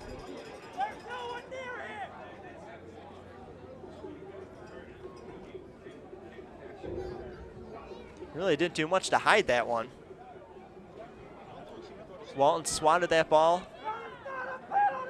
inside the 30, and then it rolled all the way to about the 15-yard line. So officials sorting it out will hear what they have to say. Officials are mic'd tonight. And it appears now we're going to get our call. Though maybe not so soon. They're talking to Robert Tucker on the LA Valley sideline about what they're discussing here. The crowd a little bit impatient below us in the press box, but want to get this right. The batted ball controversy in Seattle early in the NFL season, I think, put every official on notice that when that happens, you have to call it. And that was an obvious one. So I think now we're ready to get our call. Let's go down to the field.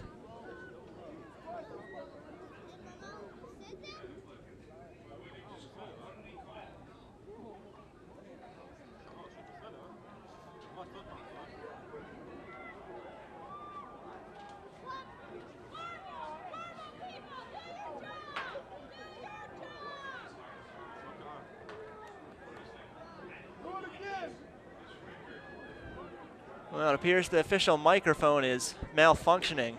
Dropping the ball is a penalty. Go back to high school.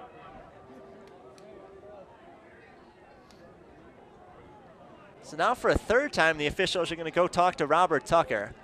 So there was the batted ball play. We still haven't received confirmation that that's actually what the penalty was all about. But LA Valley, it looks like they're going to have to re-kick this one. So unfortunately, the turnover won't stand for the Monarchs. Rutherford mishandled the catch. And then in a moment of, kind of the opposite, a moment of clarity, James Walton decided to hit that one forward inside the 30-yard line. So LA Valley going to have to kick this one. Ryan Boyd is standing at the goal line. He's actually about a yard into the end zone. So after all of that, the illegal bat forces LA Valley to re-kick after a 10-yard penalty. 11:51 to go in the game. 35-27 Monarchs as Boyd just gets that one away ahead of the rush. Spiraling bounces at the 45 on the LA Valley side of the field, then takes a tumble across the 50 and out of bounds. Out of bounds at the 44. So a good punt from Ryan Boyd. This one doesn't produce the turnover, though, as James Walton with a critical mistake of knocking that ball forward after the fumble from Rutherford. So San Bernardino catches a huge break. They're down 8 points, and they're going to have a chance with decent field position to drive. 11:41 to go in the game, but they're missing their best weapon, Deion Walker, 160 yards and 3 rushing touchdowns. So they're going to have to find some other way to get it done. Newkirk in the backfield, the running back to the right side of Epperson. Motion from left to right. It's Dyer coming over as he's the second receiver on the right side. Play action, throwing over the middle, and ball batted into the ground.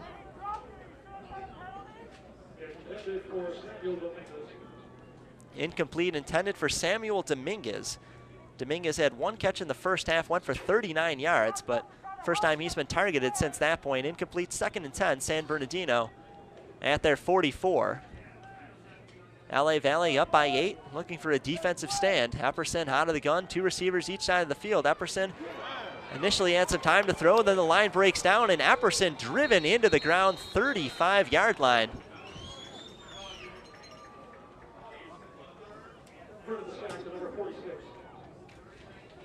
The sack will be credited to Ravion Houston, defensive lineman out of Monroe, Louisiana.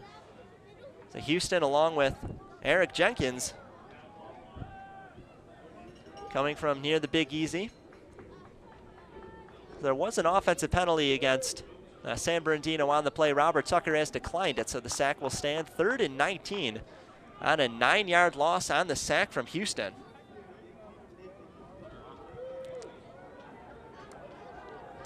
San Bernardino doesn't like to throw deep too often. They're going to have to here. 3rd and 19, own 35, trailing by 8 in the 4th quarter. Epperson looking downfield, loses the football, has it swatted out and recovered by Houston. So Houston had the sack on 2nd down, recovers a fumble on 3rd down, and LA Valley takes over at the San Bernardino 30. So Epperson was under pressure. He's trying to find somebody open downfield, but we've told you just how good the LA Valley secondary is with Michael Sewell, Eric Jenkins, Terrence Williams. And Epperson just ran out of time, had the ball swatted out from behind, never saw it coming. Houston was there to fall on it. So Houston, what a defensive series he had. A sack and then a recovered fumble. And LA Valley with an 8-point lead takes over with great field position at the 30-yard line of San Bernardino, 11-12 to play.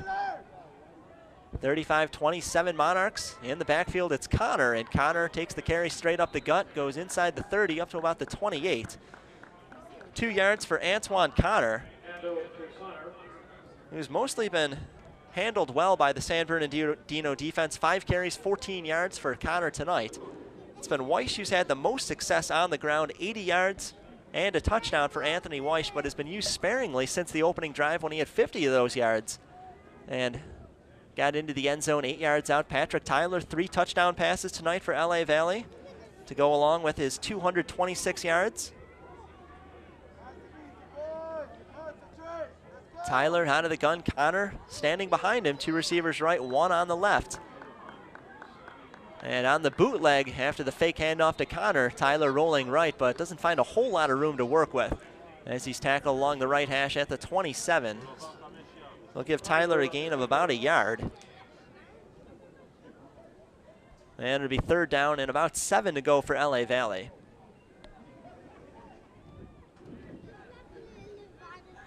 Well, Burgess in the game, haven't seen a whole lot of him offensively. In fact, the only time I've seen him tonight was when he caught the third touchdown pass from Patrick Tyler. Lined up on the right side of the field on that play. That's where he'll line up here. Burgess on the right side, two receivers on the left, Boudreau and Ricks. And Connor in the backfield for Patrick Tyler. Tyler out of the gun, looking downfield, takes a shot over the middle, nearly intercepted, but on the tip, I think it may have been caught in the end zone. It is. Touchdown, LA Valley. They're going to credit it Matt Boudreau with his third touchdown reception of the night. Boudreau and Ricks were both in the area. I was waiting to see which one actually had the football, as both guys had their back to me, but it's Boudreau who emerges out of the pile with the ball. Second touchdown Boudreau was caught on a tipped ball tonight.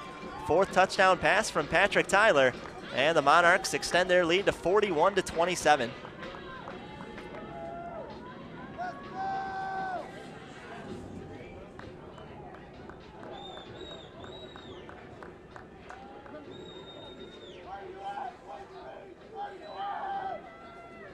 Ryan Boyd in to kick the extra point, Tyler to hold. Boyd is a perfect 5 for 5 tonight. Hold is clean, the kick is up, and it is good. 6 for 6 for Ryan Boyd on the 6th touchdown drive from LA Valley. 4 touchdown pass of the night from Patrick Tyler. Third one to Matt Boudreau in the end zone, and LA Valley with 9.5 minutes to play up 42-27 in the Golden State Bowl on SportsNetUSA.net. I want to thank a couple of our sponsors tonight. Cannon Design did all the construction around the LAVC campus to the athletic facilities. Did a great job. A lot of new football facilities, baseball and softball fields set to open this February. So special thanks to them for supporting it. Clark Construction were the builders of that project.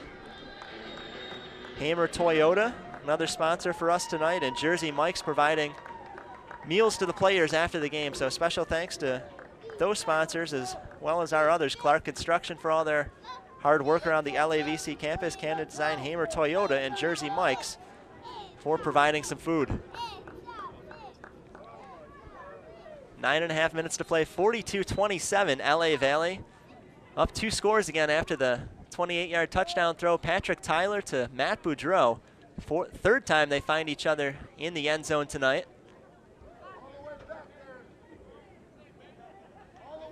Boyd set to kick this one away from right to left. Wobbly kick and fielded by Rutherford inside the 5. Rutherford heading towards the near side of the field, gets to the 20, to the sidelines, and then run out of bounds at the 22. Chased down by Devin Gibson out of Crenshaw High School for LA Valley College. 9.5 minutes to work with for San Bernardino, trailing by 15 points. They started to find some rhythm offensively, but then on a third down and third and very long, I believe it was a 3rd and 19 play, Epperson, the quarterback, was chased down from behind. Houston for LA Valley College recovered the fumble after it was knocked out from behind. 30-yard field for the Monarchs to work with, and 3 plays to get into the end zone. San Bernardino 1st and 10 at their own 21, 9:27 to play, 42-27 LA Valley. Epperson looking to throw on first down, completes it to the far side of the field, to the 25, and then 3 Monarchs there to close off the play. That was Rutherford with the reception. Rutherford 4 catches and 58 yards tonight. 4 yards on that one. It'll be 2nd and 6.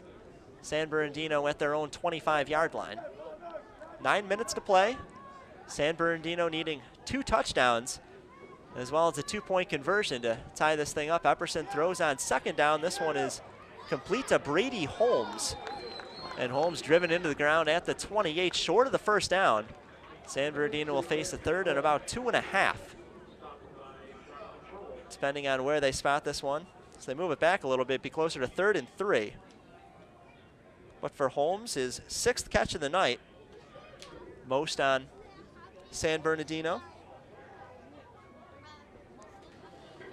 Only 102 yards for Epperson through the air as he's thrown an interception and lost a fumble. Not a great night for him.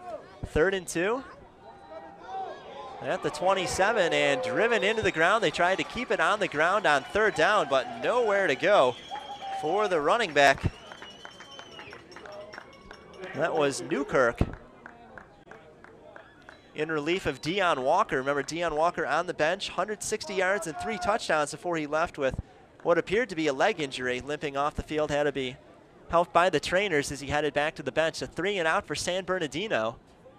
And LA Valley going to get the ball back up 15 points and just over 7.5 minutes to play. Burgess, lone return man, waiting back at his own 30 for LA Valley. Rava gets the kick away. Spiraling will bounce at the 43 on the LA Valley side of the field. No return. And the special teams unit will down it at the 45. It's only about a 25-yard punt, but no return, so they net everything, and LA Valley will take the field up 15 points, 7:28 to go in the game. And start at their own 45-yard line. Figure the Monarchs are going to try to kill as much clock as possible. So they want to run the ball anyway. That's just the type of offense they are, but at this stage in the game, up 2 scores, 7.5 minutes to play. Time is their friend. And we get Anthony Weish back on the field. Been wondering why we haven't seen more of him. 50 yards and a touchdown on the opening drive, and since that point, just 30 more yards. But his 80 rushing yards tonight, leading the Monarchs. Patrick Tyler with 4 touchdown passes, though. Probably tonight's game MVP. Weish takes the carry on first down straight up the middle, and Weish bounces off a tackler at the 47, then able to get a couple more after that on the second effort to the 49. 4-yard pickup for Anthony Weish. That'll be 2nd and 6 for LA Valley. So San Bernardino's defense has to be feeling a little bit gassed. They've been on the field an awful lot tonight, giving up the 6 touchdowns. LA Valley up 42-27 with 7 minutes to play, and the Golden State Bowl. First bowl for LA Valley since 1996. They won that one, and first time these teams have seen each other since 1987. The Monarchs have won all 5 meetings historically, though all 5 of them took place before any of the players were born. So Weish stays in the backfield, 2nd and 6. LA Valley at their own 49. And they'll give it away to Weish again on 2nd down. This time doesn't have a lot of room to work with, trying to get around the right tackle, but stopped quickly there. A couple guys in the area defensively for San Bernardino.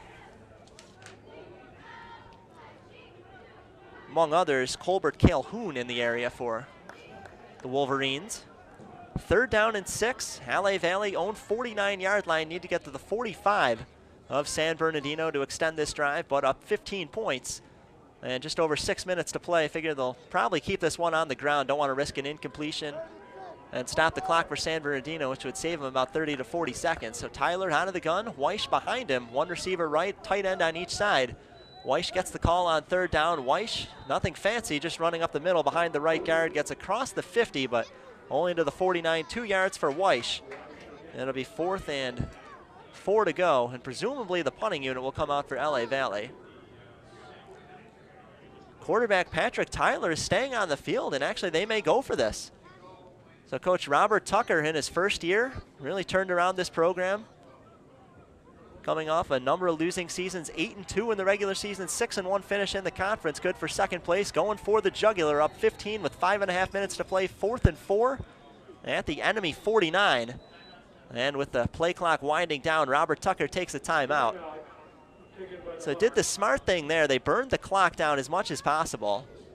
And now they'll have the luxury of the next minute or so to decide if they actually want to leave the offense out there. So they've taken a couple risks tonight at the LA Valley Monarchs. They had, if I remember correctly, it was a 3rd and 19 play, or 4th and 19 play from the 27-yard line of San Bernardino. 4th and 19 in a tie game at the time, tied at 14. They left the offense on the field rather than send out the field goal unit outside of Ryan Boyd's range. Took a shot into the end zone, and Tyler hit Matt Boudreau on stride, right corner of the end zone in the back. That gave LA Valley the lead 21-14. They have not relinquished it since that point. And see if they maybe take another gamble on 4th down here. It would be 4th and 4 at the San Bernardino 49-yard line. 5:25 to play. LA Valley up 42-27. But the special teams unit comes out, so LA Valley going to take the conservative route here, and probably the smart decision. As Boyd standing back to punt this one away. Flags come flying. There was some confusion on the Monarchs sidelines as a couple of guys struggling to get off field. The flag came out, but a timeout taken by San Bernardino, so I think they're going to pick up the flag. I think they say the timeout came before whatever infraction took place. So no penalty, it'll stay 4th and 4. And LA Valley will punt it away to San Bernardino with the Monarchs up 15 points, 5:25 to play. Again, want to thank a couple of our sponsors tonight, Clark Construction, for all the work they did around the campus, building new football offices and renovating the baseball and softball fields, a lot of buildings around campus as well, new garages. So basically a brand new campus from the time I was a student here a few years ago. Hamer Toyota, one of our more generous sponsors this season as well, and Jersey Mike Subs, providing meals to the players after the game. So thanks to all of them, as well as Coca-Cola, Dasani, Buddy's All-Stars, Southern California Orthopedic Institute for the work they do on our training staff. So at long last, after a couple timeouts, Ryan Boyd set to punt this one away for LA Valley. Sends it high and clean, spiraling, gonna bounce at the 15-yard line, San Bernardino side of the field. No return, rolls to the 5 before it's finally gonna be down by Matt Boudreau. 44-yard punt, no return. And Ryan Boyd does his job, pins San Bernardino deep inside the 5-yard line. They're gonna have a long way to go, trailing by 15 with only 5:14 to play. San Bernardino has 2 timeouts, but they're missing their best weapon, Dion Walker, 160 yards, 3 touchdowns on the ground tonight. But he is on the bench, left with a leg injury, and they're gonna have to get this done through the air, have to work quickly, as they need a touchdown not only on this drive, but on the next one as well. LA Valley's defense has been smothering throughout this game. Eric Jenkins, his 5th interception. And Houston had a sack and a fumble recovery on the last drive alone. Epperson out of the gun, 1st and 10, throws across the middle on a slant. And catch made at the 15, a few more yards after that. Looked like it was Dyer with the reception. Kevin Dyer with the catch. And a first down, San Bernardino, as they get it out to the 27.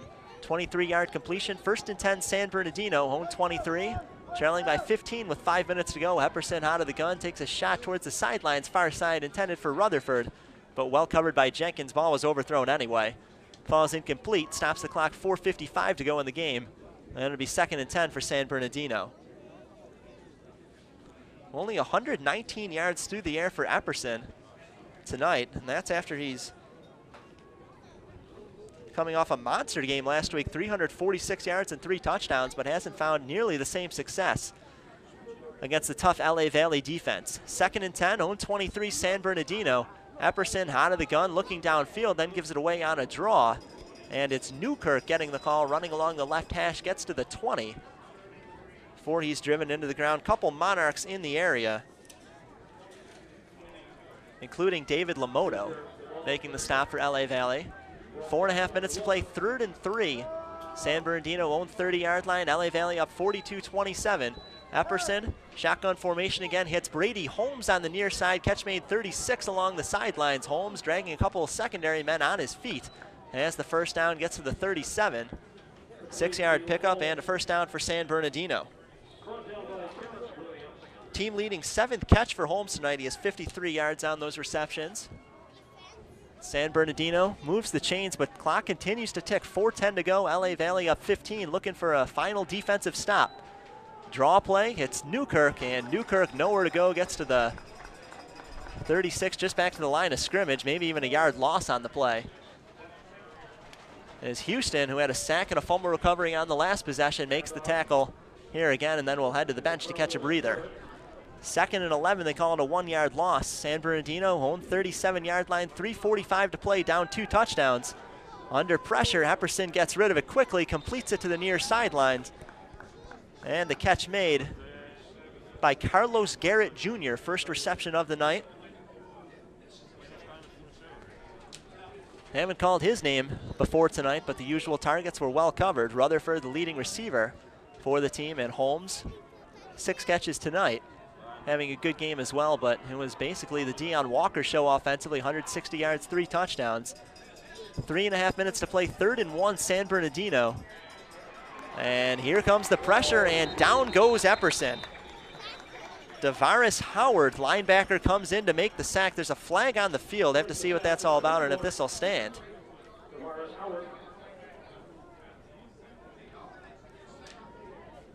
And officials pointing in the direction of San Bernardino, so Robert Tucker, you would think, would have to decline this penalty. It would bring up 4th down.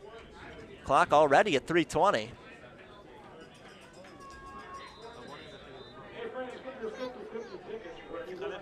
The 3rd and 1 turns into 4th and 8 following the Howard sack. And do or die for San Bernardino's offense. 3:10 and counting in this game. LA Valley up 42-27, sending everybody to the line of scrimmage except one safety. Epperson under pressure unloads over the middle, and catch made at the 50, enough for the 1st down.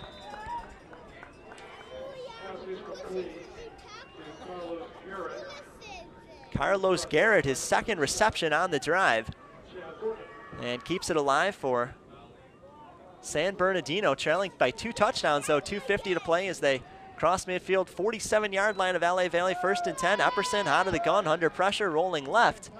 Epperson takes a deep shot down the field, one-on-one coverage, and knocked away. Great coverage on the play. Noah St. Pierre waited on that one and batted it into the ground with his left hand. Incomplete pass, stops the clock, 2:38 to go. And 2nd and 10 for San Bernardino. So that was a soft throw, didn't have a lot of juice on it, just hung in the air forever. St. Pierre had his eyes on the football the whole way, knew he didn't have to make the interception, just knock it into the ground. And LA Valley on the verge of winning their 1st bowl game in 19 years. Some of the players weren't even born in 1996 when that happened. So 2:38 to go, 2nd and 10. San Bernardino, shotgun formation for Epperson, just across midfield. Epperson takes another shot deep down the field, and Eric Jenkins comes away with the interception. 2nd interception of the game for Eric Jenkins, his 6th of the season. Running at the 20-yard line along the left hash, gets a few more to the 25 before he's tackled. But Eric Jenkins, 6 interceptions this year, 2nd of the game. And Eric Jenkins heading to the University of Cincinnati next season on a Division I scholarship.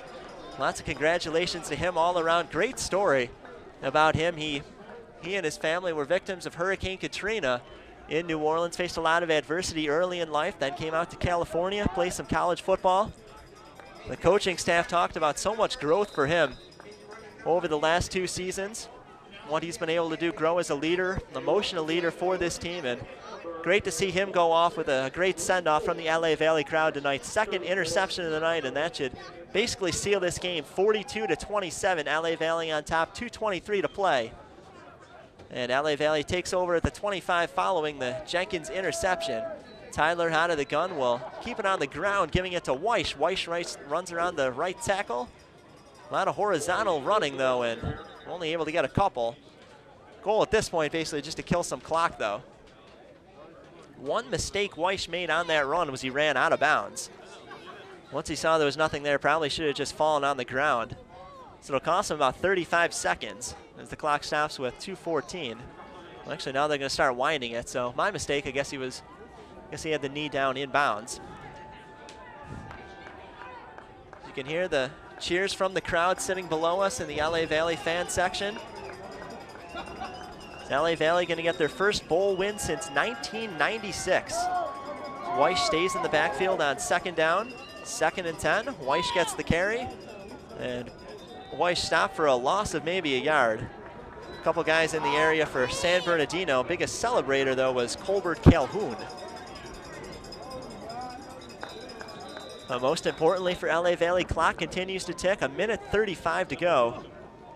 And San Bernardino going to be forced to burn their timeouts. They had 2 remaining, and now they'll have just 1 as they spend their 2nd. 42-27 LA Valley, 1:35 to play.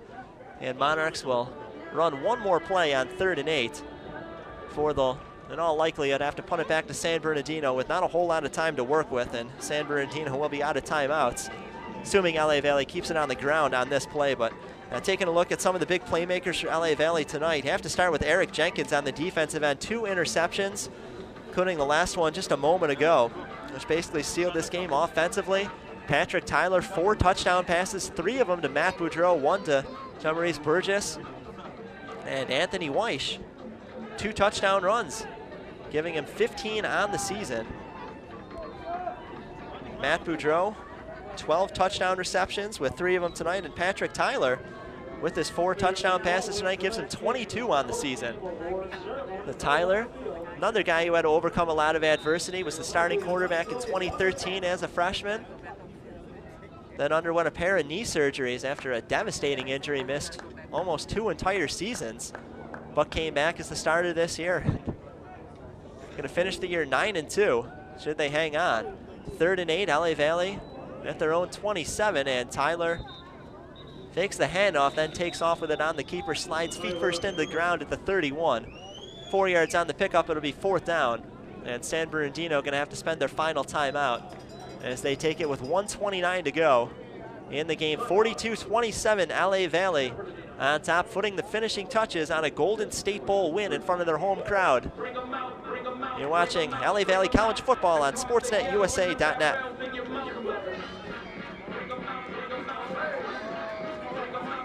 So I want to thank a couple of our sponsors one more time. Clark Construction for all the fine work they did at the LA Valley College campus over the last several years, and finally starting to see the results of that as a beautiful new campus here in LA Valley. Barely resembles the one that I attended from 2010 to 2013 as a broadcasting student here. Canon Design for what they do, Hamer Toyota, Coca-Cola, Dasani, Buddy's All-Stars, Southern California Orthopedic Institute for the medical work they do with the football team and the athletics, Powerade, and Jersey Mike's for providing meals to our players after the game tonight.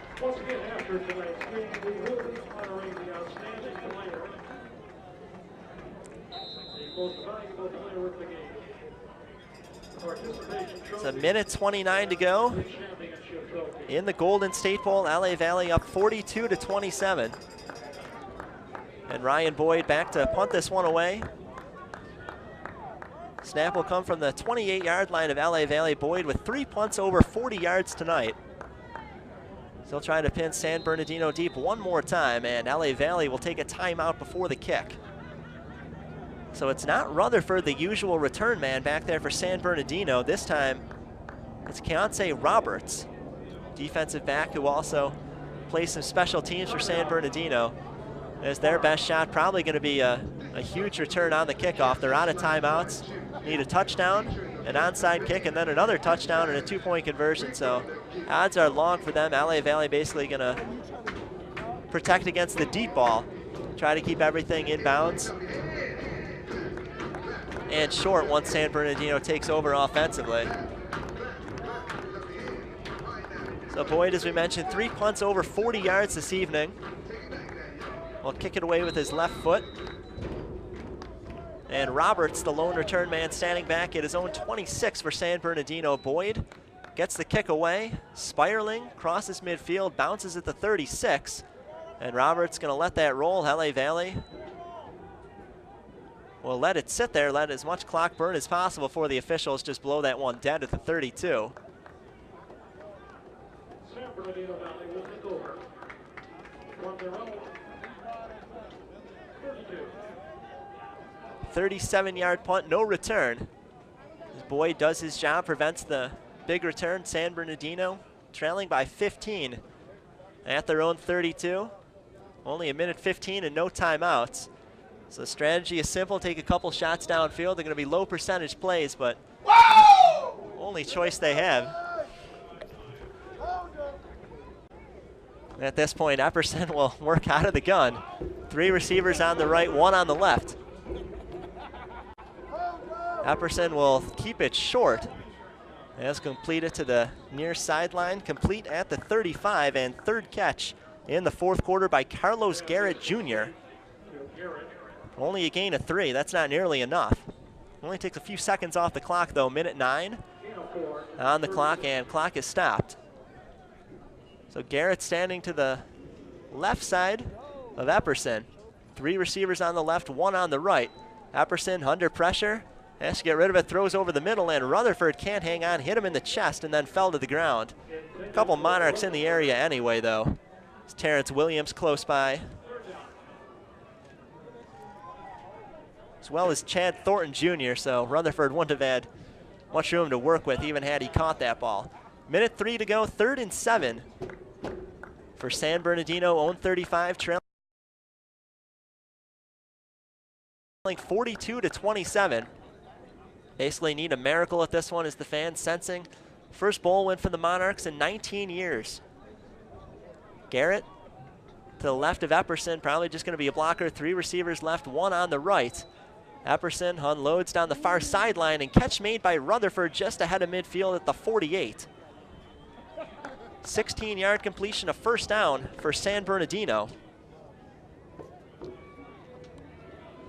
Rutherford, his 5th catch of the night, and 72 yards for him. Bunt has been held out of the end zone.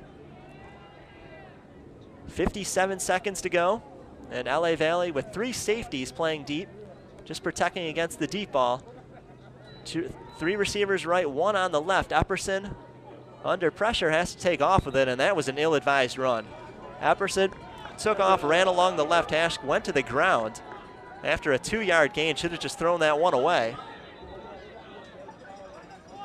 Something going on the field. Clock stopped with 55 seconds. Officials talking. I don't see any injured players on the field. Don't see any flags either.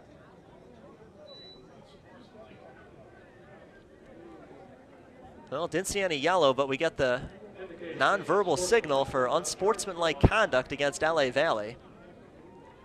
Probably won't cost them, but still want to see a little better discipline as you're trying to close out the game. The officials' mics started to malfunction early in the 4th quarter, so can't tell you who that's against. With 15 yards and an automatic first down for San Bernardino, as they are now at the 32-yard line of LA Valley, but the Monarchs up 42-27. 3 safeties back for LA Valley. San Bernardino needs to get into the end zone twice. Need a 2-point conversion and an onside kick as well. Holmes, the receiver, lined up on the far right side. His 6 catches lead San Bernardino tonight. This official still trying to sort things out. They spotted the ball at the 32-yard line. It was a 15-yard penalty on the unsportsmanlike conduct call. And the discussion going to delay the celebration just a minute longer.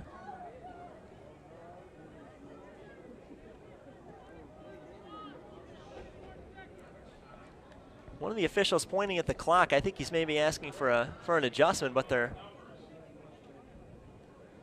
mic stopped working early in the 4th quarter. So Let's go. 44 seconds. So they want to run 11 seconds off the clock. So we go from 55 to 44 seconds. That's what the holdup was. So 44 seconds left for San Bernardino. They'll have 1st and 10 at the LA Valley 32, but LA Valley up 15 points. Want to keep everything over the middle of the field. And inbounds, Epperson out of the gun, Garrett to his left. 3 receivers on the right side, just 1 Rutherford on the left. Epperson looking downfield, throws short and complete at the 20 to Rutherford. And a tackle made after a 12-yard catch. He's pushing and shoving after the play, and that might draw another unsportsmanlike conduct penalty. Up comes the flag, not surprisingly. And you want to see better discipline than this to close out a game. A lot of emotion on this, an LA Valley team that was in the doldrums last year, bottom of the conference. Won just 1 game. I believe they were 1-6 in the conference last season, but this year turning it around, 6-1 in the conference, 8-2 overall in the regular season. So a lot of emotion as they proved a lot of people wrong who thought they couldn't turn this program around so quickly. This time the personal foul call goes against San Bernardino. So teams have exchanged penalties over the last 2 plays. 12-yard catch stands on the stat sheet. So 6 catches, 94 yards for Rutherford, and what appears to be a losing effort for San Bernardino. So ball at the 35-yard line. Only 25 seconds and counting on the clock. LA Valley up 15, trying to close it out defensively. Epperson looking downfield, has some time, rolling to his left. Now the pressure comes, and Epperson never finds anybody. Pushed out of bounds by Eric Jenkins, who came in all the way from the secondary.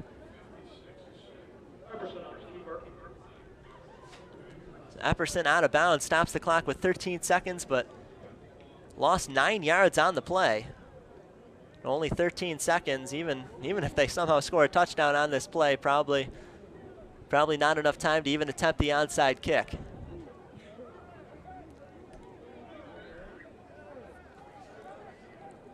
So everybody on their feet on the Monarchs sideline. Crowd pretty excited as well. Good student turnout here, as well as the families and local communities supporting the LA Valley College program. Best season in a long time. They're 13 seconds away from their 9th win and a bowl win this year. Epperson rolling right and throws it, sails out of bounds, overthrown, nearly intercepted on the play by Emmanuel Roker, sophomore out of Boyd Anderson High School in Fort Lauderdale, Florida.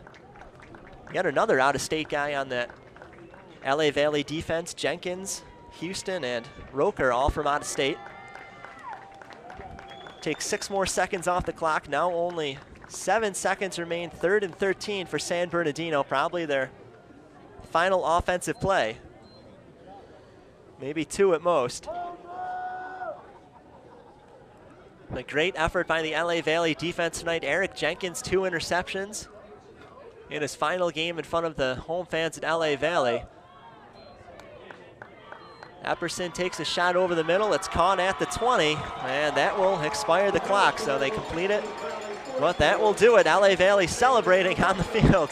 Hugs and fist bumps, high fives all over the place. First win for LA Valley since 1996 as they win the Golden State Bowl 42-27 over San Bernardino.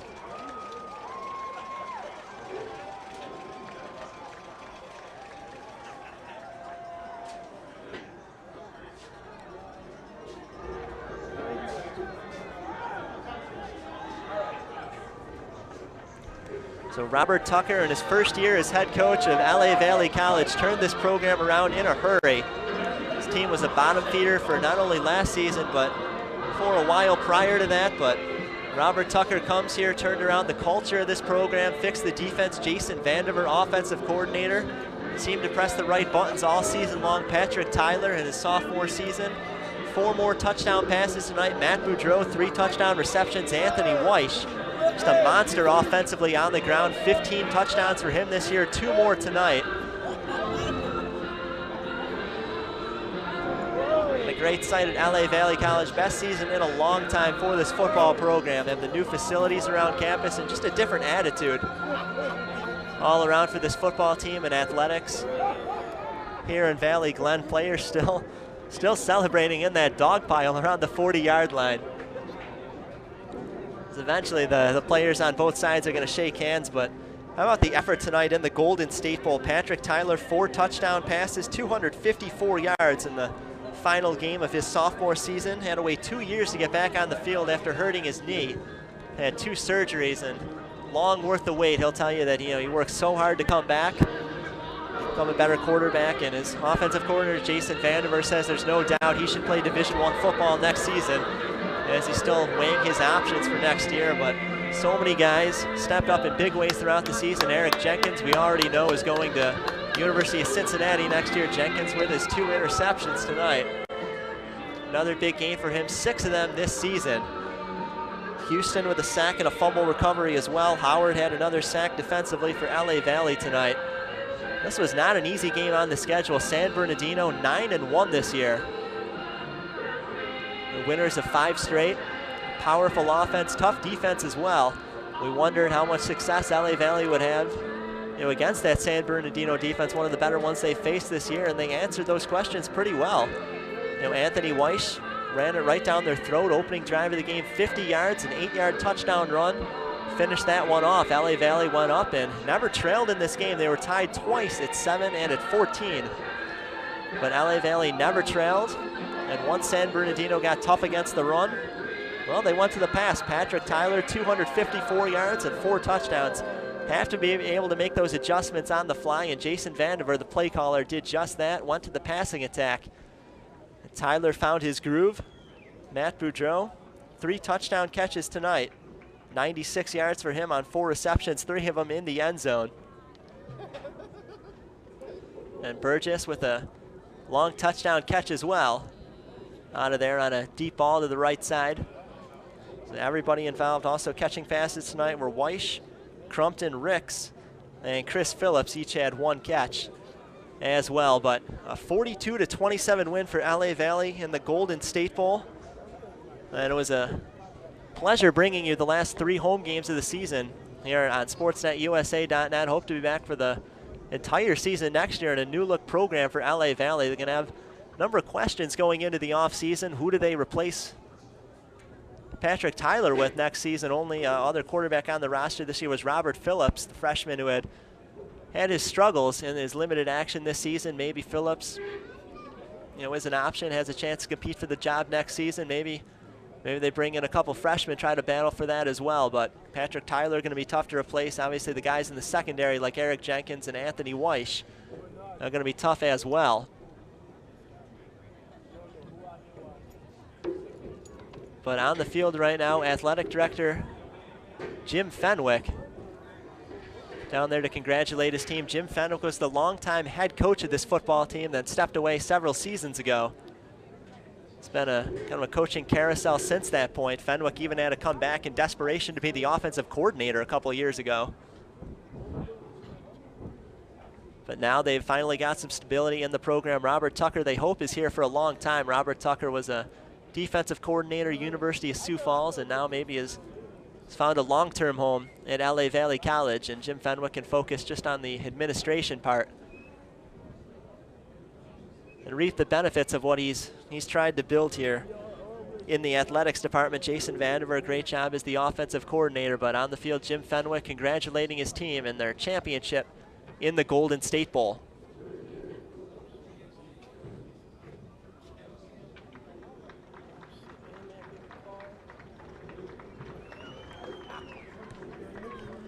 So good sportsmanship by the San Bernardino Wolverines, staying on the field to clap and salute their opponent. And a tough game. Jim Fenwick, unfortunately, isn't mic'd. Love to hear what he's saying to his team and his coaches right now. But big win for this program, not only to get that 9th win of the season, but just changing the whole culture of this program after where they've been for a long time. When I was a student, the football program was nothing close to what it is now.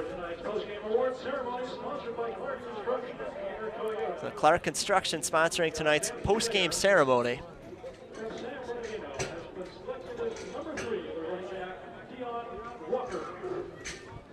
Deion Walker, the player of the game for San Bernardino, had 160 yards and 3 touchdowns before he had to leave with what looked like a leg injury.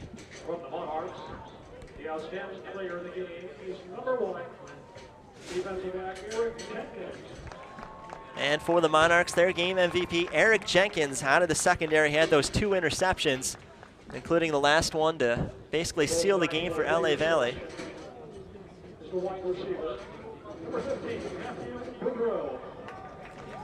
Also being honored for his exceptional play, Matt Boudreau tonight, 3 touchdown receptions tonight at 96 yards. His players on the field getting their awards after the season. Eric Jenkins getting a hug from athletic director and school president, as well as his head coach Robert Tucker posing for a couple photographs. What a way to finish his sophomore season. A guy who's been through so much between Hurricane Katrina, having to move around a lot as a child, spent some time in Texas, after Louisiana, now in LA. For his 2nd season, will go on to Cincinnati next year, fulfill a dream to play Division I college football.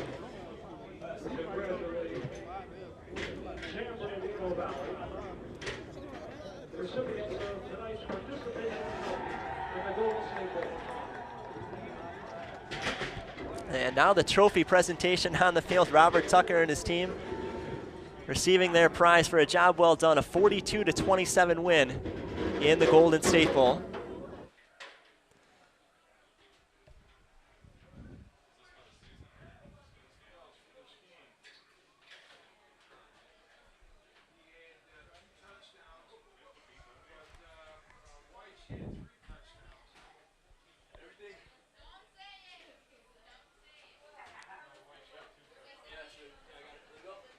So once again, want to thank our sponsors, Clark Construction, for all the work they did around this campus, Hamer Toyota, and Jersey Mike's for providing meals to the players. Thank you to LA Valley College for bringing us in to do the final 3 home games of this season. All the help from coaching staff giving us information on the players, stuff to talk about during the broadcast. Monarchs Hall of Famer and Sports Information Director Dale Beck.